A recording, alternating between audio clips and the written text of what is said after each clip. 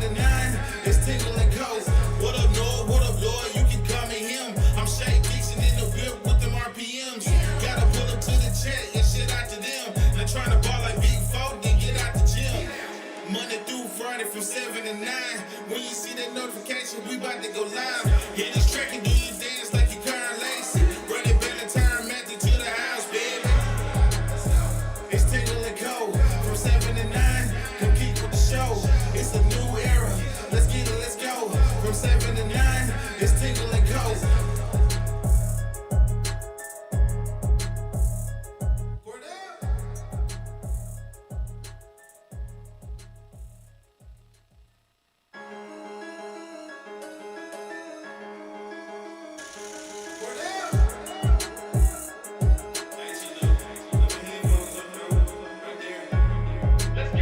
It's Tingle and Co. From 7 to 9. Come keep with the show. It's a new era. Let's get it, let's go. From 7 to 9. It's Tingle and Co. What up, Lord? What up, Lord? You can call me him. I'm Shay Dixon in the whip with them RPMs. Gotta pull up to the chat and shit out to them. Not trying to ball like Big 4, then get out the gym. Monday through Friday from 7 to 9. When you see that notification, we about to go live. Hit this track and do your dance like you Karen Lacey. Run it back and turn Matthew to the house, baby. It's Tingle and Co. From 7 to 9. Come keep with the show. It's a new era. Let's get it, let's go. From 7 to 9. It's Tingle and Co.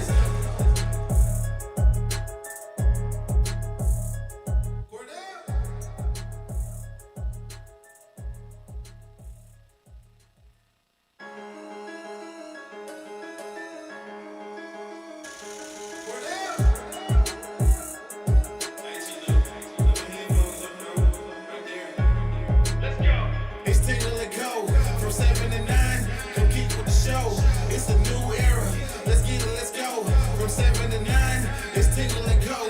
What up, Lord? What up, Lord? You can call me him. I'm Shay Dixon in the whip with them RPMs. Gotta pull up to the chat and shit out to them. Not trying to ball like Big 4, then get out the gym. Monday through Friday from 7 to 9. When you see that notification, we about to go live. Hit this track and do your dance like you Karen Lacey. Run it back and turn Matthew to the house, baby. It's Tingle and Co. From 7 to 9. Come keep with the show. It's a new era. Let's get it, let's go. From 7 to 9. It's Tingle and Co.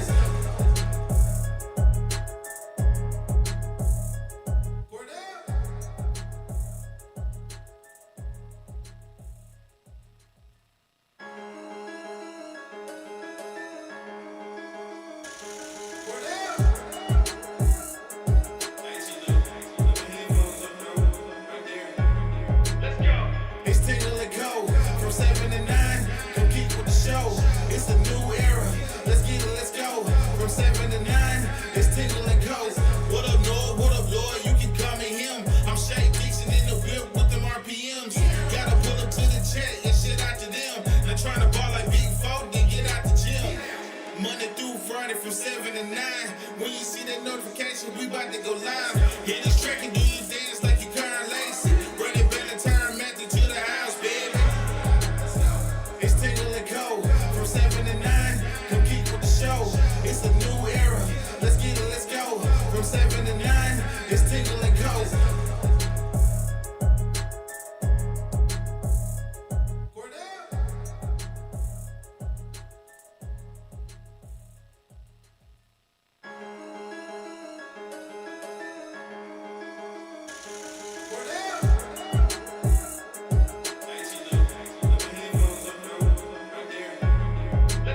9. It's Tingle and Co. 7 to 9. Come keep with the show. It's a new era. Let's get it, let's go. From 7 to 9. It's Tingle and Co. 7 to 9. Come keep with the show. It's a new era. Let's get it, let's go. From 7 to 9. It's Tingle and Co. What up, Lord? What up, Lord? You can call me him. I'm Shay Dixon in the whip with them RPMs. Gotta pull up to the chat and shit out to them. Not trying to ball like Big 4, then get out the gym.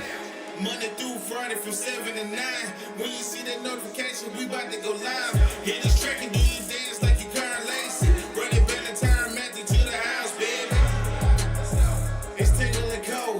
From 7 to 9. Come keep with the show. It's a new era. Let's get it, let's go. From 7 to 9. It's Tingle and Co. Cordell.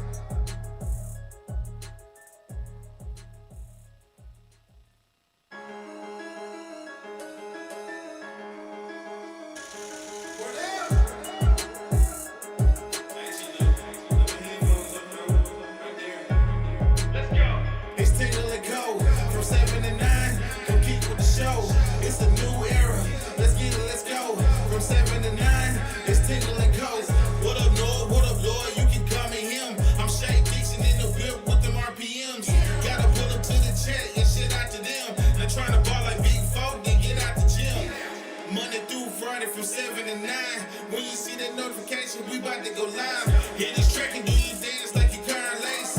Run it back and turn Matthew to the house, baby. It's Tingle. All right, good morning and 7-ish. welcome in here on this Monday morning as we get the week started. Appreciate everybody sticking around with us.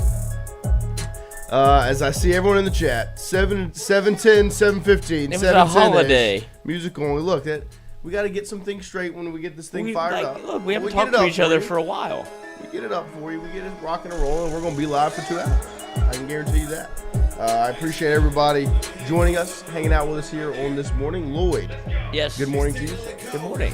How was your weekend? I know, it's just me and Lloyd realized this morning when we got here, this is probably the longest we hadn't seen each other Or talked. or did anything.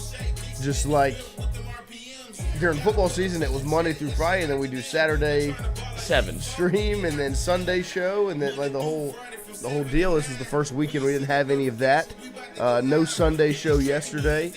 I obviously I had a wedding shower that I had to go to. What is that? It was like the wedding party was invited, but it was also a baby shower. Oh, they're not even hiding it. No. We're getting married because you're pregnant. No. That's what it sounds like. The proposal happened. And then 9 months later. Yeah, I guess so. No, went to that, and then I believe Ro was at Kev's daughter's funeral yesterday. Oh. So obviously, continue prayers for Kevin Falk and his family through this difficult time. But Lloyd, how was your weekend? What Good. did you do? You just chilled out, hung around? Kinfolk's birthday. Okay. Did that. okay. Then we decorated the tree last night, which is always a huge. I'll send it to myself so I can post it. We put the star up. As, I'll show you. Oh gosh, this is interesting. Who gets to put the star up? Me now. Okay, As the only one they trust to get on the ladder. fair enough. Yep. Yeah, fair enough. New hip. But good morning to all of you. It was a New good weekend. femur. Good Same weekend. femur. Same just femur. Just recovering. Yeah, recovering femur. As there wasn't too much that happened over the weekend, but a I'd good shake bit that ladder so of some fast. stuff to And talk about. we would Tingle and go to the moon. You are unbelievable. That's for sure. Cordell Music, I'm glad y'all aren't tired of the intro. LL hashtag job well done. No, outstanding. That's what we do. We do it Outstanding for you, intro. Cordell. We'll give you a 10-minute run. There you go. But over the weekend, also had the basketball tournament over at Central High School. Had to work that. So that was really I just kind of missed out. Thursday through Saturday was it. It was just basketball. But did get to watch the Tigers on Saturday night. LSU women's basketball with a victory over Louisiana Tech. LSU men's basketball with a big win, a quad 1 win over SMU, which is huge for this team moving forward. As last season, every SEC team basically was a quad 1 team outside of LSU and South Carolina. If you beat them, it's a quad 1 win. This year, there's only 9 quad 1 teams in the SEC, so you got to get those wins where you can. And LSU took advantage of that over the weekend with a impressive win over SMU. We'll obviously dive into both of those things as the show rolls on this morning.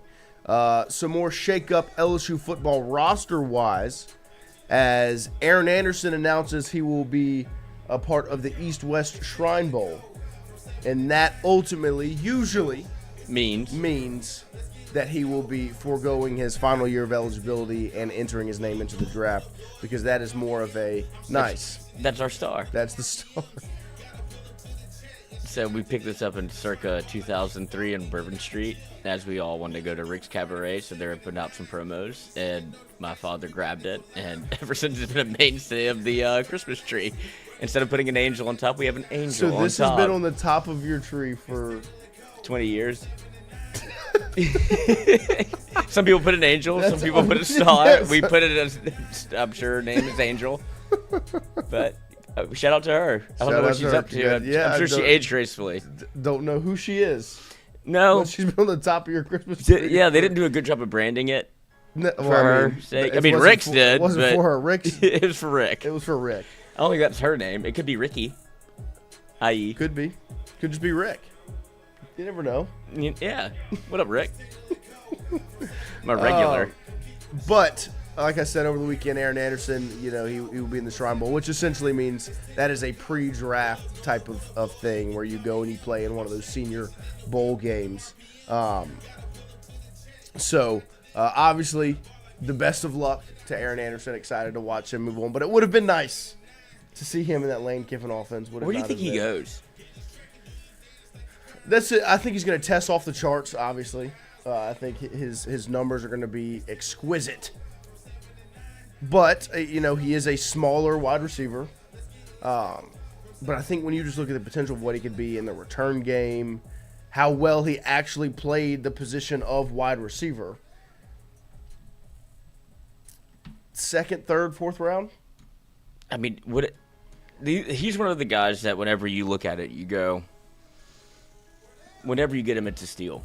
Right. Like, he won't be a first rounder. No. But you're getting a guy that could probably be first round talent. I think this is and this is probably what I would assume the conversation has been, is that he might not get drafted where he wants to, but he will make a 53-man roster. Like, he's wherever he ends up, they're going to be like, what kind of player? That's going to be on our team somewhere, whether it's as just a return He'll man help. or use him in as a running back in the back. Like, he's going to find a spot wherever he ends up. Better pro career. Aaron Anderson, Xavier Thomas. That's a tough one. Because they're not Tigers anymore, so I guess we have to look at it through a different lens of them. I mean, leaving. they ultimately they can serve a very similar role. Like, I feel the same way about Xavier, but Anderson, like, wherever he ends up, they're going to look and be like, that's a weapon I want on my roster. Like, that's a guy that I can use in all these different ways. Do you think that going into the draft process, they look at LSU and go, I'll take a flyer? Oh, 100%. It's LSU wide receivers are like Kentucky guards. Yeah. Like, when you look at the NBA draft, a lot of times it's like, I don't really know, is he worth this pick, or am I just taking a fly? Like, this might work. They produced. You know what I mean? Like, there's a track record of this continues to happen. Let's give it a go, Let's get it. Let's go. I would say Anderson. I just think you're going to look up and it's going to be like Dante Jackson. He's been in the league for 8 years. He's still making plays. He might go from team to team every now and then, but people are always going to want. I think the biggest thing for Anderson, and the only reason I would maybe be inclined to choose Xavier, is injury. I think Aaron, he's got the injury history. If he can stay healthy and kind of string seasons together, that'll be the biggest thing for him, I think. More than anything else is just stay healthy. Yeah. Because that's been his biggest knock in college. I would love to see him in Lane Kiffin's offense, though. Oh, 100%. Same with a guy like another guy that has announced his departure from LSU, Caleb Jackson, announces his plan to enter the transfer portal, which, look, it just hasn't panned out, but there are just some players in LSU history, and Caleb Jackson's going to be in that group where it's just like, how did it not work? And it just makes you so angry that it didn't. We always have that Mississippi State run. Yeah, that freshman year run where he was in a scheme that at least created some opportunities for him. Obviously, wish the best of luck to Caleb, but it's just one of those ones you're not going to forget about. Like, how did that not work? Because if he blows up for 1,208 touchdowns. That's the thing. If he ends up somewhere that fits him, he's got all the physical tools. Like every single one of them. If he gets into a scheme that fits him better, where there's less pressure on his brain, it's not as much think, and it's more just, hey, go. I mean, Les Miles would have won that man the Heisman. Yeah. But I don't want that offense. No, of course not. But I also think he would have fit Lane Kiffin's offense extremely well. We'll see. That's the other conversation as this continues to go with the voicemail. Mm-hmm. I still don't understand what that was and who it was. I've never heard Knox Kiffin talk. If he sounds exactly like his dad, then maybe it was him. That was a crazy the video was just it was so odd. It's our guy. was very odd. The timing of it being released. Cookie, great golf swing. Great golf swing. Really good golf swing. Hunter Hall, $2 super chat. Happy playoff week to all who celebrate. I will not say the last part, but happy playoff week as there will be playoff football later on this week, Friday and Saturday. Two cheeks ready. Get clapped. Good luck finding a coach. Yeah, there you go. As DeBoer's going to head out to Ann Arbor. Nah, we don't know. Allegedly. We'll see what happens. It's not going to be Sharon Moore. No, it won't be. See what Time does if he had just killed somebody with a butter knife. Oh, just let it be. He would have been. He would have gotten another job. Okay, I mean, at first, the only thing that happened was something that many coaches have done before. And it's not right. It's still wrong. But you've seen many coaches end up in that situation. I would say in worse situations. And shake back and recover, right? Patino. But he freaked out. He crashed. That's freaked out. Generational crash he freaked out. And that led to like now it's like, well, it's over. You know what I mean? Like it's done. And so I tell you what, it's crazy how things change because, like you said, time heals all. You see him get a job again? Like we'll look up in 5 years, like, I don't remember that. I don't think so. I don't know. I just don't know if he was any good to begin with. That's what I'm saying. Like, has he proven enough in a track record of being a coach to be Harbaugh might do it, just to maybe attaboy. Maybe. But I was saying, like, in your tune of Time Heals All, think about who the laughing stock of college football was just like a month and a half ago. It was LSU. It's LSU. And think about, like, now, I was thinking about this in the car this morning.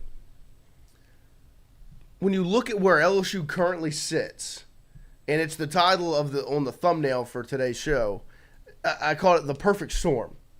Because it's like, if you're getting ready for this transfer portal window, because like we've told you, that window from the 2nd to the 16th of January is going to be massive. Just like Charlie Oliver said in the chat, $2 super chat, 2 claps, ready. Ready for the portal to open, should see fireworks. This is kind of to my point. January 2nd to 16th is massive for LSU, and where LSU currently sits, week. Yeah, where LSU currently sits, it's the perfect storm because this place would be attractive to players without the brand and name of LSU attached.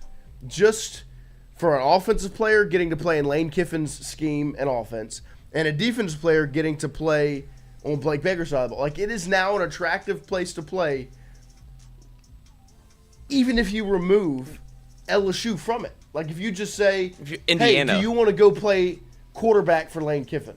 Yes. Do you want to go be a safety in Blake Baker's defense? Do you want to go play defensive end for Blake Baker or wide receiver for Lane? Like, that is attractive. Now, also, on top of that, you add flippin' awesome. You add back the brand of, you get to do that and play in the best stadium in front of the best fans with some of the best uniform. Like, do all the things that come with being LSU. Yeah, Nike might come calling. Right, and on top of that, the third level is they've kind of figured out this NIL thing.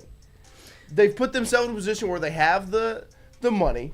They've been able to raise collective money, plus you're a part of you get the 13.5 rev share, and they have always been prepared for the brand deal aspect. That was what NILSU was from the jump. If you're a star, you'll be a star. We can make you a star, and we can further that. And that's what you see with the Nike deal.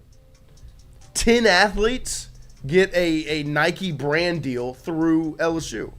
And from what I've seen, it's not just going to be just those 10. This is something that can grow, and other athletes can be brought in. This was the rollout. Right. And so it's the perfect storm. You have a scheme and coaches that are attractive. You have a brand and a history about the school that's attractive. And now you're a part of 2026 and the fact that you can get Nike brand deals and raise money to pay players. You'll be on the national scale. And if anybody, what's the phrase in the NFL? Because it feels like that's where college football is trending. Is you won the offseason.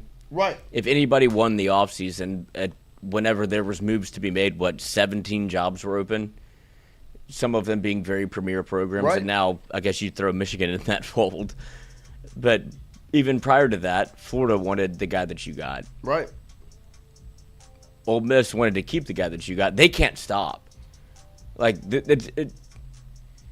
talk about crashing out. Oh, they can't. Everything he does, sick. he posted, like, he went to Oxford this Went weekend. back to Oxford, went to yoga class at the same little studio, whatever. And the fact that he owned it, of being Yeah. like, hey, maybe not do that on TikTok anymore. It's like, so you're on TikTok too.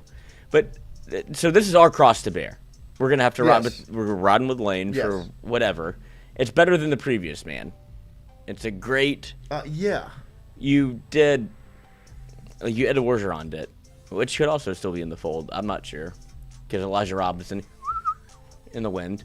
Don't know what that's going to be like. Haven't but heard a there's single thing. no, but they're still going. There's still one man, Right. that would No. absolutely take the job. Oh, yeah. It's not going to happen. One more splash to make. It would be a splash. It would definitely be a talking point. It would 1,000% be a talking point.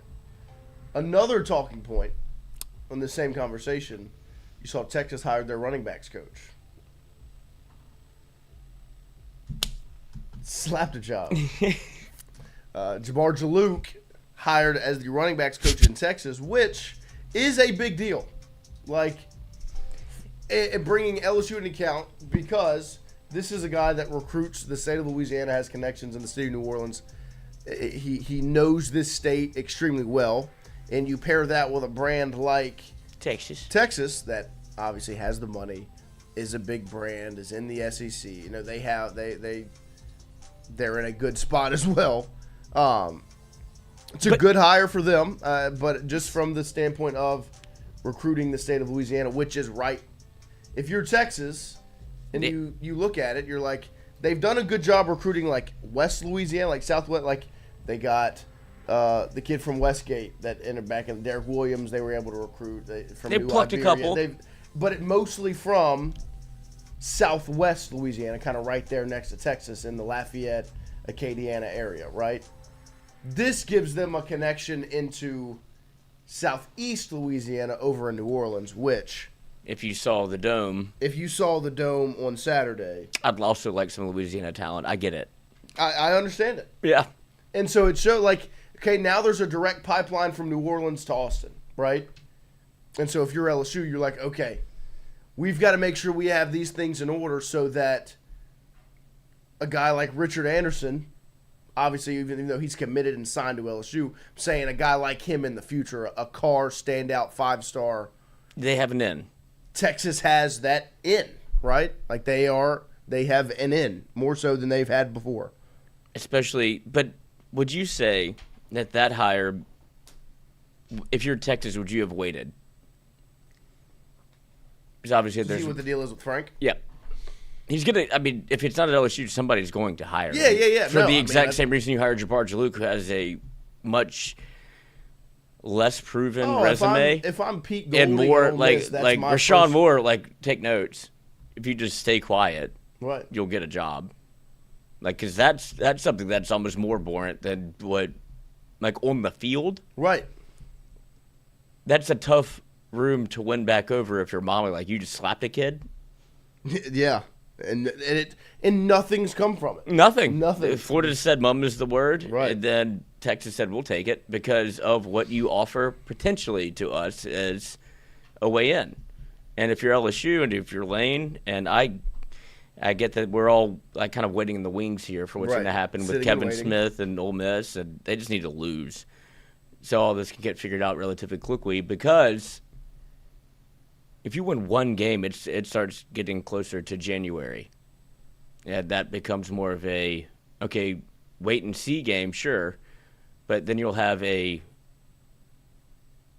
what do you call it, former head coach, interim, now not interim, that doesn't know where he sits. So is he going to, like, help you in the portal? I don't know, because there's LSU, or I should say Louisiana guys in the portal that you could have a connection with. And I think that might fall on the shoulders of one Corey Raymond, but that's a lot to bear in totality, and as opposed to, I'd rather have two people doing the job than one.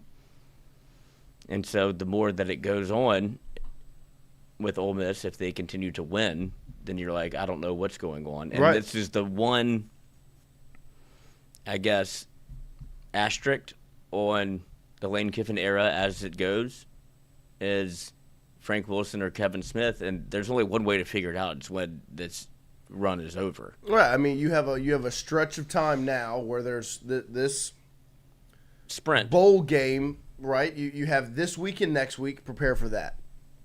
That game will be played on December 27th in Houston, right? So nothing's going to happen or be announced with Frank until that's over on the Frank end of it, right?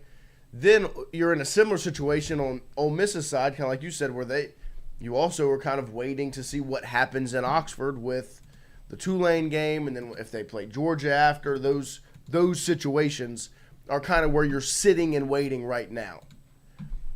My first thought when I saw the Jabbar Jalouk hire was, does that, and Andrew Messina asked it in the chat, does that put more pressure on keeping Frank at LSU to keep that conversation in? And I know there has been much conversation about Frank and LSU.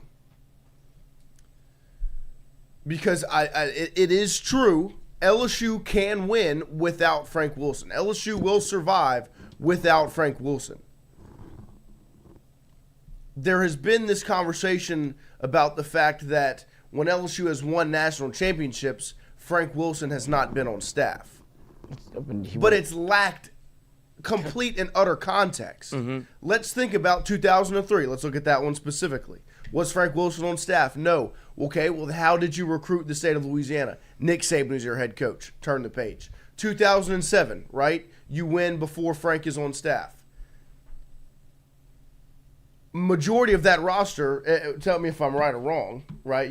There were still some of Nick's players on that roster, and Les Miles was a good recruiter, right? That if there was anything he did attract talent to LSU. They were able to survive that. 2011, they lose in the Natty. Frank is a part of that team. 2019, who was your head coach? Ed Orgeron, right? You were able to recruit the state of Louisiana because of Ed Orgeron. So the context of it is, it's not Frank is the only man that can recruit Louisiana, right? It's not the case. He's not the only person that can do it. Nick did it. Les did it. Ed did it. Lane sits back, and right now as the staff is unfolding, especially on that offensive side, there are no Louisiana connections, right? And Brian Burgess, LOL, please tell me how LSU ever recruited. I just laid it out for you. If you would have listened, I just said how they did it, right? They had other guys with Louisiana ties. On the offensive side of the ball right now, you don't have that. And so, what have we've always? Do you have question marks about his running backs rotation? Sure, fine, whatever. But to try to understate how well he recruits the state of Louisiana is just entirely disrespectful. Do you want Harlan Berry or do you not? Like do you want Caden Durham or do you not? There are relationships that he has in the city of New Orleans that can't be understated. That cannot be understated, right? That there are relationships he has just within the state of Louisiana that are massive, and the reason why you sit and you look at this offensive staff and say, why is Frank Wilson important now, right? Is because offensively you don't have the Louisiana connection, right? You don't have that pipeline in New Orleans that Texas just doubled down on with the hiring of Jabbar Jalouk. Right? You want a pipeline in New Orleans. Can LSU survive, and will LSU survive without Frank Wilson? Yes, it's true. I've said it since the jump. If Lane Kiffin wants Kevin Smith, he gets Kevin Smith. I'm fine with it. Would it suck to see Frank go? Yes. LSU will survive. Lane Kiffin's got the track record offensively that he will be okay. LSU will be fine if Frank Wilson leaves.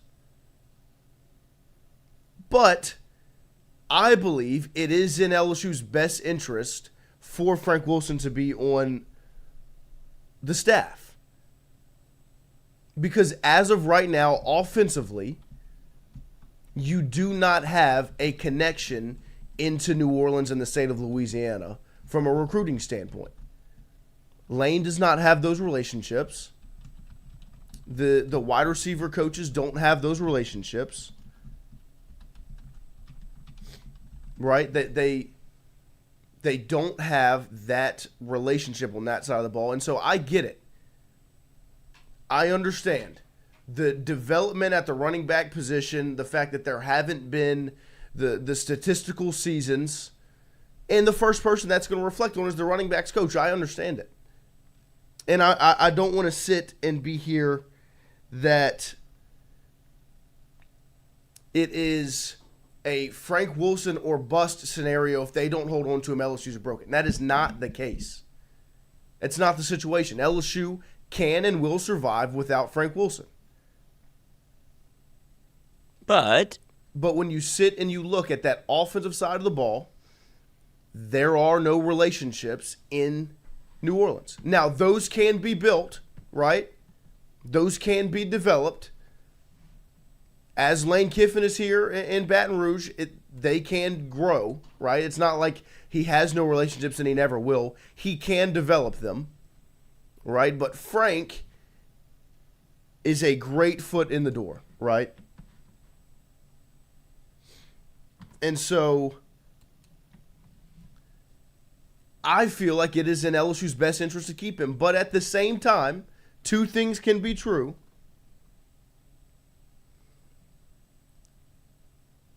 I also trust whatever Lane Kiffin does on the offensive side of the ball because he will bring in talent there, right? The transfer portal, this new era of college football, he will continue to bring in talent and bring in players that fit his scheme. It just might not look the way we're all used to. He might not always secure the in-state running back out of New Orleans, right? He might not always secure the top talent in the state, right? Because there might be a shift in focus of where the relationships are, where the recruiting mindset is, right? When you look at the transfer portal versus high school recruiting. That is already going to change. It's going to shift towards a more portal-heavy recruitment any year, right? That is where LSU is at now. It's going to be every offseason, the transfer portal will be more important than high school recruiting. yeah, like Charlie Oliver says, $2 super chat, 2 claps ready. No NIL has overtaken relationships. LSU will be fine. That's what. Yeah, LSU is going to be okay. It is. I understand what you're saying because that's the game that you're playing now, and I think it's taken me, even us, a second just because of the way that I grew up watching LSU and how it was built was not this way. It was always through recruiting and going to, like, I'll put it this way. Do you want Leonard Fournette or do you not? I'm asking. Of course you do. Do you want Harlan Berry or do you not? Right. Who got those two? Like this narrative around Frank Wilson and not winning a national championship. LSU had 2011 on a platter. And then it should have had 2013 on a platter. Like, those are national championship teams that didn't win a national championship. So don't look at me and tell me a lie. Like, they were good enough to win. And who was your bell cow? The guy that Frank recruited. So you can't look at me and tell me that those relationships didn't matter. He was going to Alabama because of why? Nick Saban. Who won that relationship? Frank Wilson. Who also had Joe McKnight on the doorstep of going to Ole Miss or Tennessee, wherever it may be that Frank was. Well, and think about it was Frank Wilson. Like, that's what he does. He recruits Louisiana, he recruits New Orleans, and he can get you in the door. If you're LSU, you have the opportunity to get the best player in the state at that position. That is worth it to me in my mind of whatever the running back rotation may be, I don't think that was a Frank Wilson issue. Like, how much of a difference would it have made who was in? The offense was fundamentally broken. You didn't have a quarterback that could move. You didn't have an offensive line that could block. So it didn't matter who was playing running back. It wasn't going to win you a football game. It wasn't look up and go, you had a converted quarterback, cornerback to running back taking snaps for you, and he did his best. And he became a mainstay of your offense. Because I would say that's a good coaching job to have Jawan Johnson be able to be that prevalent because you needed him to be. So somebody coached him how to play running back. I'd imagine it'd be Frank Wilson. Was he good? Yeah. Was it the one that you wanted to see every time? Probably not, but that's just where LSU was. He understood his assignment. Who gave him the assignment? Frank. Like, I get it. Like, I don't think LSU will be in the spot of, woe is me, like, oh my God, what are you doing? Right. But it also is like, hey, man, if it's Kevin Smith, it's Kevin Smith. Right. Well, the two. As I'm saying, two things should be true at the same. With Kevin Smith as the running backs coach, because you do not think that it's Lacey, regardless of that. Right. But I think that's what everybody. 100%. Okay, like, so if he doesn't, if you him. get Kevin Smith and you don't get Kwan Lacey, and then you see Caden Durham or Harlan Berry leave, right? I just. Then it'll be viewed as why'd you let Frank go? My ultimate thing always has been if Lane wants Kevin Smith here and he trusts, and Kevin Smith has the track record that the run game has been good at Ole Miss, and they've continued to develop running backs and bring guys in and recruit high-level running backs, I am fine with that. If you just look at the situation of where LSU is, you will have to accept that some of the way the teams are structured are bound to change. And I'm not saying that's for right or wrong. They will have talent. There will be talent on this roster. It's just part of the reason why you take a job like LSU is to recruit this state. That's part of what makes the job as attractive as it is. Nick Saban said it, per capita, the most NFL talent in any state in the country. That's part of why you take this job, right? It is because of the talent in the state. They will always be talented offensively. They will always have skill positions. They will always bring. It just might not always be the top guy out of the state of Louisiana, right? They're going to have connections defensively on that side of the ball. They have the Louisiana ties, Blake Baker, Corey Raymond, right? They have guys that can go out and recruit this state. And like I said, LSU's not going to be broken, but the mindset shouldn't be that LSU is better off without Frank Wilson. They're not going to be better because Frank Wilson's gone. Will they be okay if Frank Wilson's gone? Yes. LSU is going to be fine.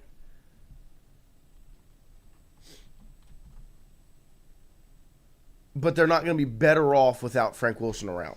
Yeah, especially if he ends up somewhere like Oklahoma or Ole Miss or Tennessee or somewhere else in the conference, and they come in and they cherry pick some of the top talent out of New Orleans.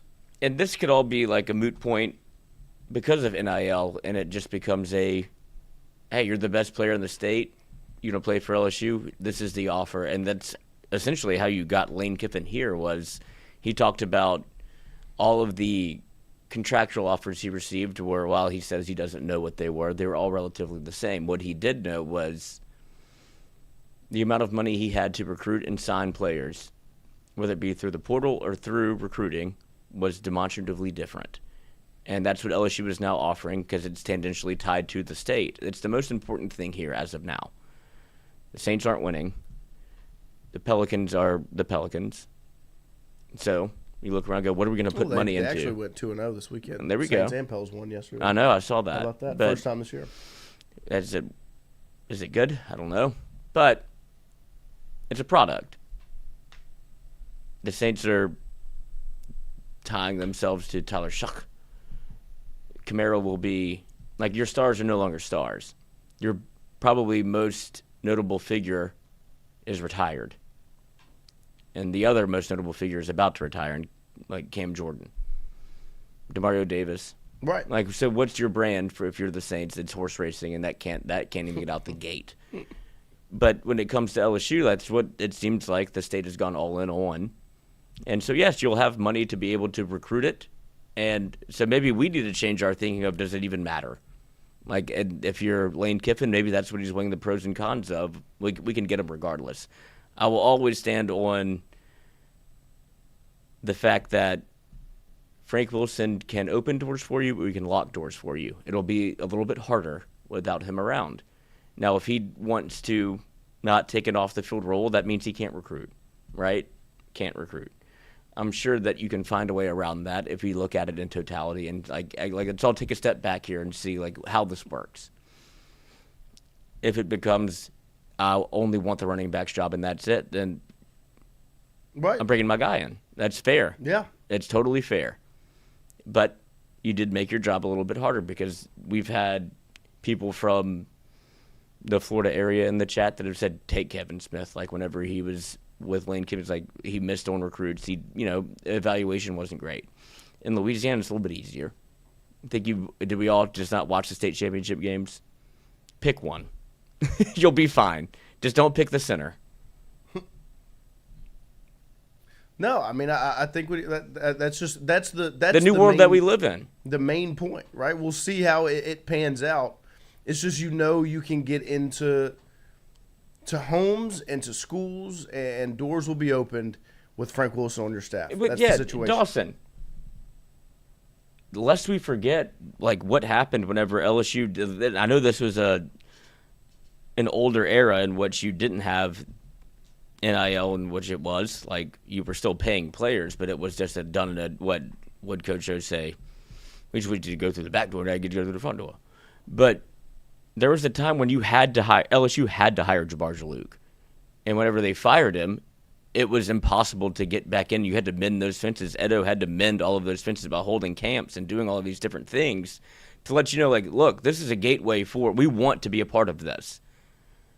But yeah, there's ego in all of these things. Like all of these New Orleans coaches, it's a fraternity.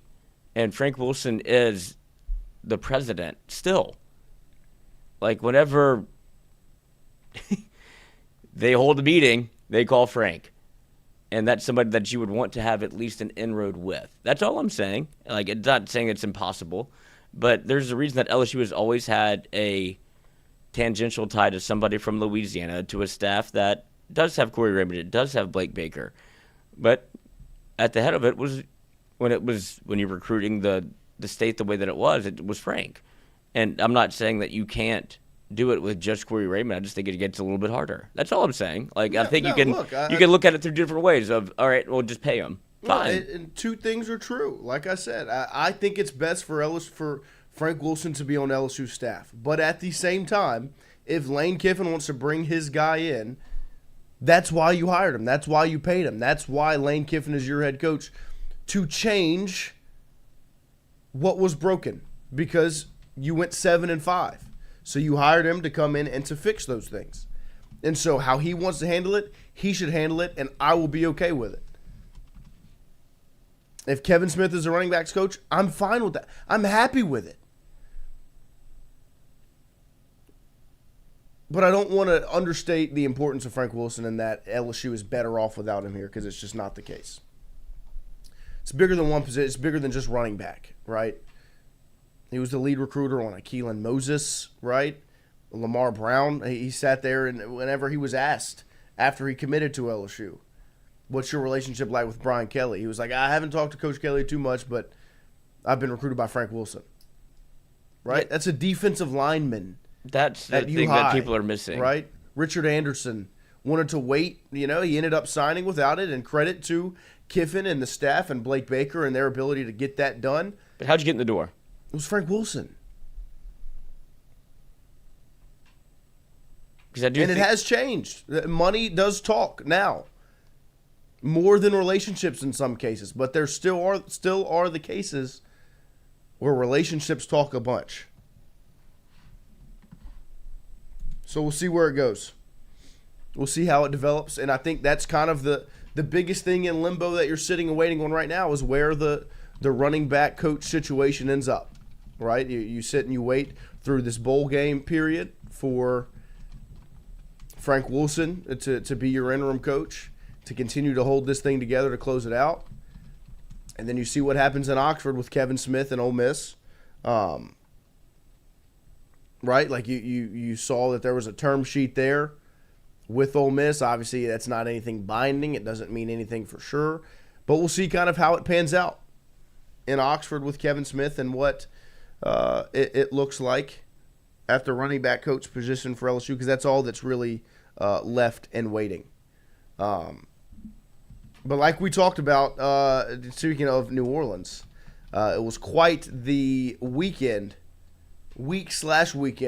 for state championships.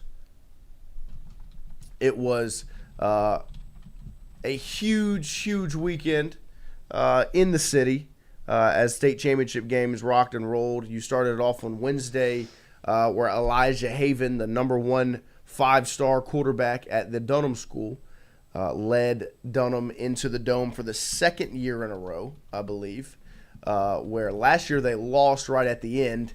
But this year, much different as they face off against Cavalry out of Shreveport. Haven went 21 of 29 for 271 yards and 3 touchdowns. He also led the game with 150 yards rushing on 27 carries and 2 more touchdowns. And so at the end of his junior season, he owns multiple Dunham records, obviously. But he also set the Louisiana record for passing touchdowns and total touchdowns, which 62 passing touchdowns and 73 total touchdowns. And he is now Louisiana's all-time touchdown leader, 180 passing and rushing. That is a guy that when I sat and I watched Dunham play football on Wednesday, as he won Most Outstanding Player and they got their first state title since 2004. You want to talk about a must-get prospect. That is a must, in my opinion. And Peyton Houston is extremely talented, and it's not a knock against the guy that's already committed to the school. I'm going to be very interested to see how this continues to shake out now that Lane Kiffin is the head coach at LSU. I think this is one of the things that has come up a good bit after hiring Lane Kiffin is, okay, well, how much does this change the recruitment of Elijah Haven? Because I would say under Kelly and where this was at, he had multiple crystal balls go to, it was to Florida and to Alabama, and Ole Miss was in the mix as well. It did not seem like LSU was really in the fold for Elijah Haven. Ole Miss, however, under Lane Kiffin was. And so we'll kind of see how this shakes out now that Lane Kiffin is in Baton Rouge, and this young man, who's a junior, right, who's in the class of 27, goes to a school right down the road from LSU's campus. Because when you turn on the film, like when you watch this game, the talent is just oozing off the screen. And Dunham's basketball team played in the Kinsley tournament this weekend at Central High School, and he made his way to their game on Saturday and was sitting on the bench with the Dunham basketball team, which he plays for. He plays basketball for Dunham. He obviously didn't suit up and play this weekend. Malpractice. But he went and he sat on the bench to support his teammates, and he was out there. There's some of the basketball players right there, filling up the cups of water and handing them out on the bench to the guys. And look, that's not something that you should be jaw-dropped, like, oh my gosh. Can't believe. But this young man, just won Mother most Teresa. outstanding player, right, is the number 1 player in the country. Get him too. Yeah, Jarvis is also pretty. He's signed with South Alabama, but he's legit. Could have just been sitting at home 2 days removed from this performance right here, but instead came out to support his teammates and also be there for, like. You love to see it. You love to see it. And. Or you could be Diego Pavia. Yeah, don't even get me started. But Elijah Haven is something that I'm be very interested to see kind of how it pans out. With Kiffin back with Kiffin in Baton Rouge, right? With a guy like Elijah Haven right down the street. It's going to be interesting to see how kind of it shakes out. Because I really think you weren't in a position to get Elijah with this last staff, and obviously they had got Pop Houston committed, and it's not a knock against Pop. I think he's extremely talented, and I'm not saying I'll take one over the other. No, it's just good. But when there's a guy like that that's sitting right there down the road, it's just one of those where it's like, God, you hate to let that walk out the door, to leave the state and go somewhere, because he's going to end up in the SEC. Right? You saw, the crystal balls were to Florida with Napier, right? And then the most recent one was to Alabama. And I think that's where it sits right now. I think Alabama's the leader for Elijah Haven. Well, and you also saw, where did Billy Napier go? Correct me if I'm wrong, James Madison. Guess who just They offered him right after the game. So he has a relationship with him.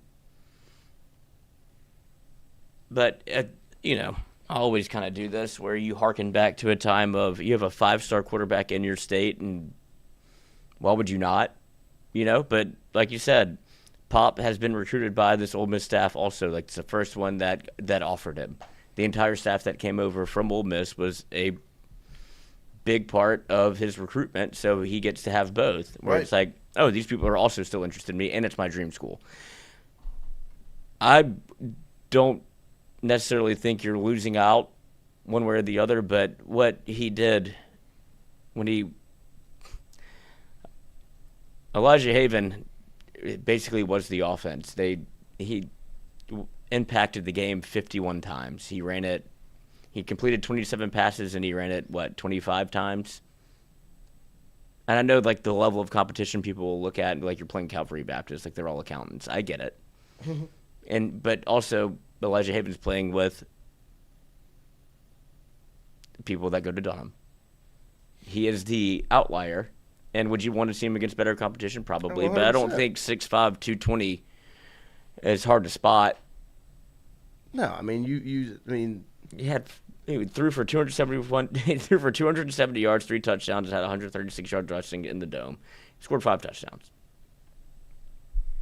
on the biggest stage that he can be on. Yep, he is a stud, and I'm not saying he's a make or break guy if LSU doesn't get him, because like I said, Pop Houston extremely talented.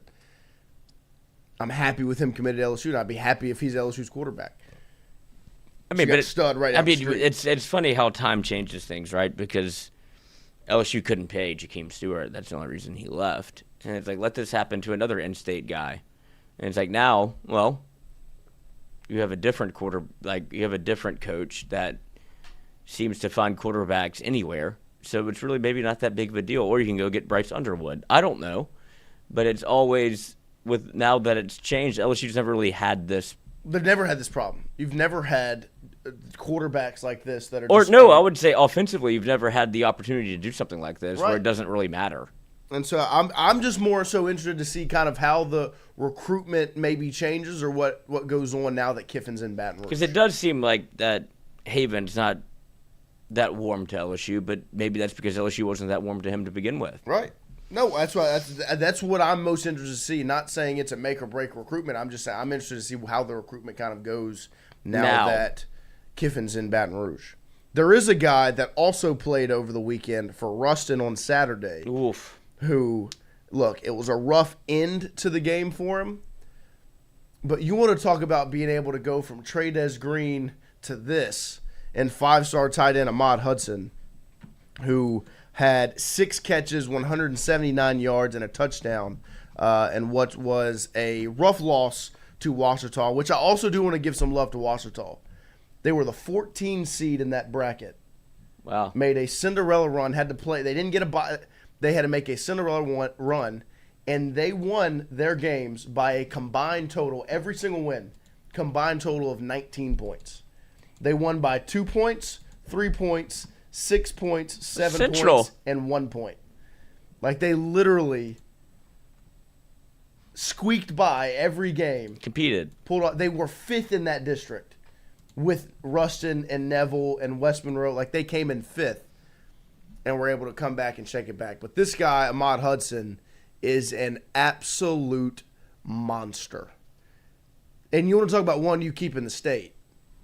This is one where if I don't get to sit as an LSU fan going from watching I don't get to watch this. Trey Green in purple and gold to Ahmad Hudson in purple and gold, I'm going to be pissed off. Because This guy is a freak. I mean, he is a monster physically. Like 6'7". 6'7", 230 pounds. Runs like a deer. He's just shedding tackles and running away from people. He's an absolute monster. And that's one where it's like, hey, you got to make sure that one stays and gets in purple and gold. And if you're Lane Kiffin, you're salivating. That's why part of why you came here. Looking at Ahmad Hudson. I mean, this is a guy that, and not only is he good receiving, he's also more developed in the block, like the actual tight end position, like blocking, than Trey Dez was. He's more of a at that football point. player than Trey Dez was. And Trey Dez was basketball, and now don't get me wrong, Ahmad Hudson on the basketball court is an absolute monster. He had like 40 and 20 in one of their games last year. Like he's a problem. But Trey Dez was a wide receiver. They got put as a tight end because he was massive, right? We'll find a spot for you. This guy is a tight end, right? He's bigger than Trey Dez, and he's a better blocker than where Trey Dez was at that point. And I don't want to knock. Not at all. Because Trey Dez has been a willing blocker. Like, whenever you watch anything that LSU did on the ground that was positive, it usually led with Trey Dez Green coming across the middle and having to fill a hole or, like, gap scheme. Right. And that's not something that I'd imagine whenever he was thinking about playing football for LSU. He's like, you know what you're going to do is take on a middle linebacker. Yeah, I was actually hoping to just throw it up and catch it. You know Up what I mean? here. Yeah. Another star that showed out is an LSU signee, Isaiah Washington, for Haynesville, as they they win the Division I non-select state championship. He is committed to LSU as a safety, but he also, of course, played quarterback for Haynesville. As he should. He showed off. Like me and my younger brother Max were sitting there watching this game on the television. He had rushing touchdowns of a 54-yarder, an 18-yarder. He had 7 carries for 106 yards and 2 touchdowns. He then also had a pick six, a 77-yard pick six for a 3rd touchdown. He led the game with 14 total tackles and had a pass defended in deep coverage as well. So he had 14 tackles, a pick six, a pass defended, he also had 7 carries, 106 yards, and 2 touchdowns. Those are the athletes that Louisiana produces. Shout out to 4-star safety Isaiah Washington, who is an absolute freak, athletic freak, and was out there showing off for Haynesville over the weekend in their state championship victory. And then on Saturday at about 3:30 p.m., you had the game that everybody was talking about with St. Aug versus Carr, as Carr pulled away and won that game. I believe it was 49-21, 49-14 maybe. That's what it was. It was poorly officiated, I know that. But Carr pulled away, won it at the end. And Richard Anderson, of course. Here's Isaiah Washington, who is just, stud. Yeah, better than everybody else. Yeah, there's just a handful of guys that you just look That at can win you a state championship. Yeah, no, you're going to play safety, have 14 tackles, and run for 2 touchdowns at quarterback. And have a pick six. Need it. And this is not a comparison whatsoever. But Oof. Derek Shingley at Dunham, that's who he was. It was like, hey, you're going to be so good that it doesn't matter who we put around you at this small 1A school. You're just going to do everything. You're better than everybody else. That was the best performance I've ever laid my eyes on in high school football, was watching Derek Shingley versus Central High School my junior year, where he had... What'd you think about going into that game where you're like, Derek Shingley's a problem? Of course. Because you're in high school. Right. And you're like central over everything. No, but also it's pretty sick that we got to stop 24. The number 1 player in the country, and my buddy was the quarterback. Oh. And I was like, don't throw it that way. I was like, what are you thinking? He was like, gosh. I don't have to watch film. Derek Shingley, he had 2 rushing touchdowns, he had a pick six and a punt return. Like, I sat there and I was like, He won the game. Like, I'd love to get my guys from CAS in here because they were on the sideline for that game. They were sophomores. Some of them they got on the field some, but they were just sitting watching like. Oh, again. That's when I was like, that was the first time I really sat and watched an NFL player. In high school. In high school, like on the field, being like, oh, he could go to the league now. Yeah. Because, like, there's very few players you can sit and say, league ready out of high school. Like, basketball, that's a thing. Like, you can be league ready straight out of high school. Football, it's like, oh, well, you still want to develop physically. You're not always. Derek Stingley was ready for the league straight out of Dunham. No, the 1% of the 1%. It's unbelievable. But I played against Nick Jacobs, who went to LSU and made it into the NFL. And when you played against him, you're like, this isn't fair. Like, he's a grown adult male, and I'm like a pimple popper. Like, what am I going to do? Like, what's the plan? There is no plan. He was the kicker, the kick returner, the punt returner, the tight end, and anytime they needed anything to happen, Right. It was him. And it's like, well, we physically 10 of us are one of him. 11 of us still don't matter. 11 of us. They're 11 of me. Right. Does it like he looks? I don't exist, and that's where you're like, oh, and then you see him in the NFL, like I thought so. Yeah, that makes sense. That's what it's, that's what he's supposed to do. That's what I thought it was going to look like. Good, I'm not dumb. So it was a good weekend for state championships in the city of New Orleans on Wednesday, Thursday, Friday, Wednesday, Thursday, Friday, Saturday.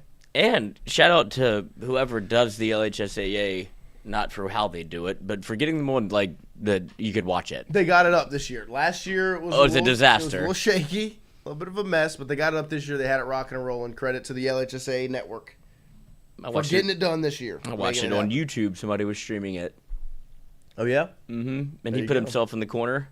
And he's like, "Damn, shit."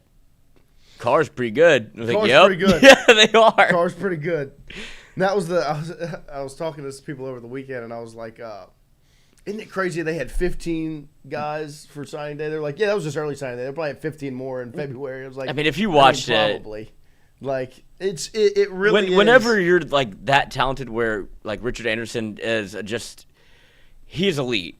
But yes, best defensive player but in it's the not country. like Derek Stingley Jr. on the field. You're like, oh, that is by far the best player on the field. Like it's like Edna Karr just running around. You're like, oh my god, they straight up. I think it was 14-0. All draws up a quarterback draw, and they just took the ball from him, and just straight up like took your cookies. They forced 6 turnovers. All averaged less than 3 yards per carry. And Richard Anderson also deflected a pass that was one of those 6 picked turnovers. off. Yeah, like that defense is suffocating. they're everywhere.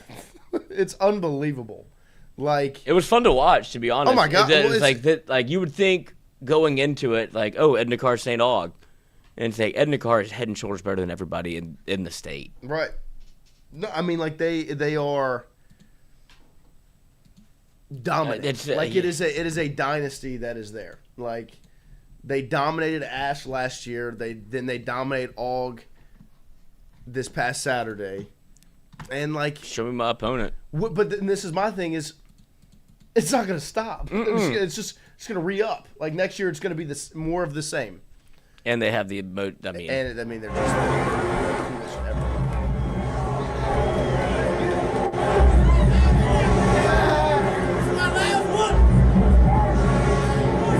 The game is won right here. It's a drum line. It's unbelievable. Like you got Flight of the Bumblebee, and they got Petey Pablo.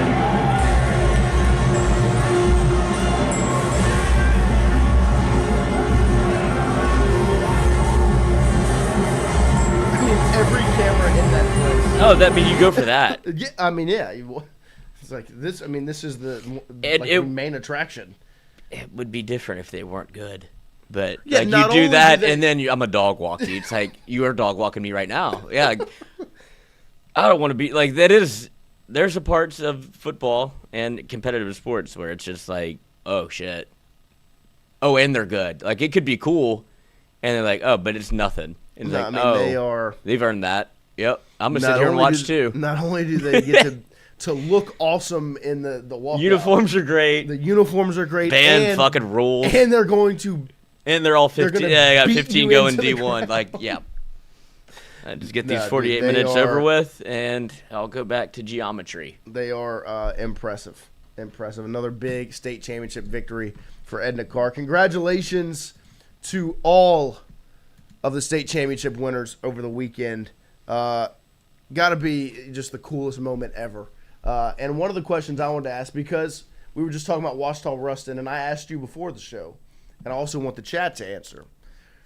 Ruston specifically, right? They've made the state championship. I think in the last 4 years they've gotten into the Division I non-select state championship game. But the last 2 seasons that they've lost, because they won 3 years ago, they lost these last 2.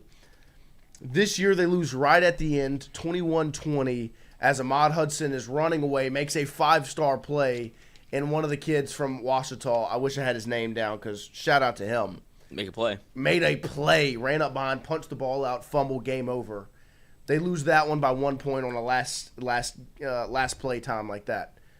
Last year they lose to Central 42-0. They just kind of got jumped from the get-go. I asked Lloyd, and I'm going to ask you guys now, would you prefer I'll put it on the poll to lose like that 42-0 blowout from the jump, or last play where you've been in it all game, you've got a chance, and you lose like that the way they lost this year? Do you think it matters the context of it, like high school state championship or just anything? I'll just say I'm going to say high school state championship because that's like as cool. I mean, that's like the peak of your emotions, right? Like this is like I'm never going to be here. Like this is as good as it gets. Well, like even players that go into the NFL, they like Greg Olson. I heard sit and talk about. He was like, well, he's a psychopath. I know, but he was like, no. Best moment of my life is still winning. Yeah. Like, but that's how a lot of people feel. Like that's how special it is. Like even if you get to the peak of athletic prominence, like Greg Olson was on Super Bowl teams. He's been to the Super Bowl. Lost. He played at the U. Right. Like you got to play. He won national championship. Yeah, third leg Greg. Right. And he's like, no. High school state championship. And well, that's why he coaches right now. Like he and Luke Kuechly, and they treat it like the high school, but they're 7. Gage Evans, 20-21 any day. At least we put up a fight. CVL from the jump. Losing a woulda, shoulda, coulda game sucks. God, see, because this was my thought process. I would go with losing the close one, the heartbreaker. Yeah. Right? Me and Lloyd talked about it. Especially as a coach. Like, as a coach, I'd rather do that because that at least means, hey, you battled. You did everything you could. You didn't make a play. Well, and, okay, so I'm at the, like, break my heart. Because then you have memories of forever. Like, that's why I wanted to make the context of high school, because at some point you'll get drunk and you'll talk to your buddies 10 years later and be like, damn, we were right there. Like, you'll do a reunion and it'll be sad as shit, but like at least we have something to talk about instead of being like, oh, I don't want to, like, we got dog walked. Right. And it's like, yeah, y'all did, and everybody kind of makes fun of you, but it's like, man, y'all competed your ass off. Yeah. And it's like, yeah, like y'all were right there. I know. With that said, if it's the break my heart, daddy, it's somebody's fault. Yeah, no, it's on somebody. You know what I mean? It's like, the center's fault for. It's somebody's fault. You know what I mean? Like, it's like no. You actually threw 2 interceptions. Yeah, so maybe. What was that throw? Yeah, like maybe man, shut the fuck up. Maybe on 37. I think about it too. Maybe, hey, left tackle, if you don't whiff on that block on 37. If you don't take your helmet off with 50 seconds left. Oh, that poor kid from Shaw. Like, yeah, I mean, I don't know. Can you play that? Can you run that clip? Yeah. This is probably. I'm not trying to make. I mean, I feel really, terrible for him. Like, I don't feel bad for many people. Number 50 from Shaw. Like, that is. Maybe as tough of a scene as possible, and especially now in 2026 where everything's going to be on. Like, he did Sharon Moore to do it the next day. Like, where you wake up the next morning and it's on SportsCenter and Bleacher Report and ESPN. And you can't even go to Barstool where you're like, maybe some solace that they won't talk. It's like, nope. Oh, God, So look, here we go. We have He had his Shaw. team ready to play tonight. They He kneel had it his- Free my boy. 3 Let's straight run, times. right? Okay, then we have guess He had what? his team 50. ready to play Ah, tonight. let's He show had He's his hugging the ref. defense ready to play Show him tonight. again. Well, a Shaw player took off as for St. Charles Catholic was Oh, done by oh, no. Chris Don He won't get any flack for And this. look at this! Look at this! St. Charles Catholic's St. got Charles new Catholic life. has new life. Oh my goodness, We beat them in the somebody state got a championship hand in in there baseball. and blocked it, didn't get to see the number. I felt they were. Great High kick. Great snap, snap. Get it down and heads to the uprights. Pressure was And there, they it's made it happen. And you have to do that on good. NFL field goals. Oh my Like, goodness! They're that bigger was- in high school. That was impressive. From hard to The light. scene right there to the Oh my snap hold goodness, somebody kick. got a The hand hold in there is and impressive. blocked it, Talk didn't about get all to see the number. pressure I in the felt they were- world. After he'd already High missed snap, one. They get it down and heads to the uprights. Drills it. And it's Drills That was it. good from like 50. Yeah. Oh my goodness! You're getting tugged on, little buddy. Heartbreak to the hero. Oh, Throws complete. Jackson 26 tries to make a play. this is heartbreak. Like I hate this is the going worst. down the They hit ground sidelines. and That's he's just- it. St. Charles I hate the Catholic helmet end of the day. has done it. Malik Neighbors. Yes. Play show found- show 50 again. Somehow, some way, They kneel the it out. Comets and got he it just- done. He's celebrating a victory. Oh, I thought they showed him again. I mean, somebody needs to find him, I guess. Much And less here he goes one, to center, right? and it's Much just less one, right? He had his team ready to play tonight. He had his Also- defense ready to play tonight. Much less one, right? it's heartbreaking. He had. For my boy. Oh, it's on the coach. Yeah, no, It's I mean, first like, and 10. You get a 15-yard penalty. You still have the ability to run the game out. It's not like it gave them the football. right. So you have 32 seconds to run off the clock, and you can't do it. A Shaw player took off as for St. Like, Charles how did you Catholic go? was- Well, a Shaw player took Yeah, wait, off as- timeout. for St. Charles Catholic. They was had done by timeouts. Chris Don McQuain. And you went from the Wait, 50. wait, wait. So the his clock is defense ready go to back. play So the tonight. clock is ticking here. Right, so you take the knee. So it's 33 seconds. Penalty play stops the clock. Goes to, and so the penalty stops the clock at. Whenever I don't know if this was handled right. How did you get to 6 seconds? How did you go for 4th and Why 40? did we snap the ball with 12 on the play clock? A lot of this is coaching. Are you not? Yeah, I'm very. Now I'm confused on the whole situational football aspect of it. Like you have 10 So seconds. stop right there. And they had all 3 That timeouts. says 12 on the play clock, right? And 20 on the game clock. So how did this happen? I might. Now I'm trying to figure. I didn't watch the game like no, that. me neither. I've just only seen this. So now I'm trying to figure out the game management because it says 36-25. So they must have reset the clock with the penalty. So they reset the clock with the penalty, and so now it's But you 20 and 12. You still were having. Why do you not take this down to 8 seconds? And why are you taking a knee and shotgun? But like even like this right here, we should be. It should be 8 seconds on the clock. You Was should it take not- another penalty, Was it not just ticking? and then you Donnie Jones it and kick it out the back. Like you just say this is the last play of the game, Right. You just and you run the let it hit risk of zero it getting and you blocked. Just hit the ground. You run around. Yeah, like you just run the clock out. Yeah, this is not on you, 50. Yeah, It's on your head coach. He panicked like that. That's the beauty of high school Yeah, athletics. it Is like that coach has to go to civics class. They're like, you dumb fuck. Maybe you should coach. Maybe you should come to math class, and let's start looking at the clock a little bit because I'm sure your fat ass all the time is looking at when's lunch. Like, yeah, I bet you can do that clock right. And now, but 50's going to take all the blame for this because yeah, he took his helmet off. Should it have been a penalty? Probably not because look at where we are. We're shaking hands with the official. Right. We're dapping people up in the stands. Now it does make for great conversation. But let's have some in-game awareness after this happens. Right. Hey, let's all take a beat. They're calling timeout, so you have time to compose yourself. Let's not take a knee and go from 2nd and 25 to 4th and 40. That's on you. Yeah. We could have gotten a little bit not that Yeah. far away to where even if you do have to punt and it does get blocked, you don't give them the opportunity to hit a 45-yard field goal. Instead, Yeah, it's a that's 55 what or a the coach 65, and then maybe they don't even kick it. They have to run a whole, let's Hail Mary, let's empty the tank. Nope. Bad coaching. And he, Yeah.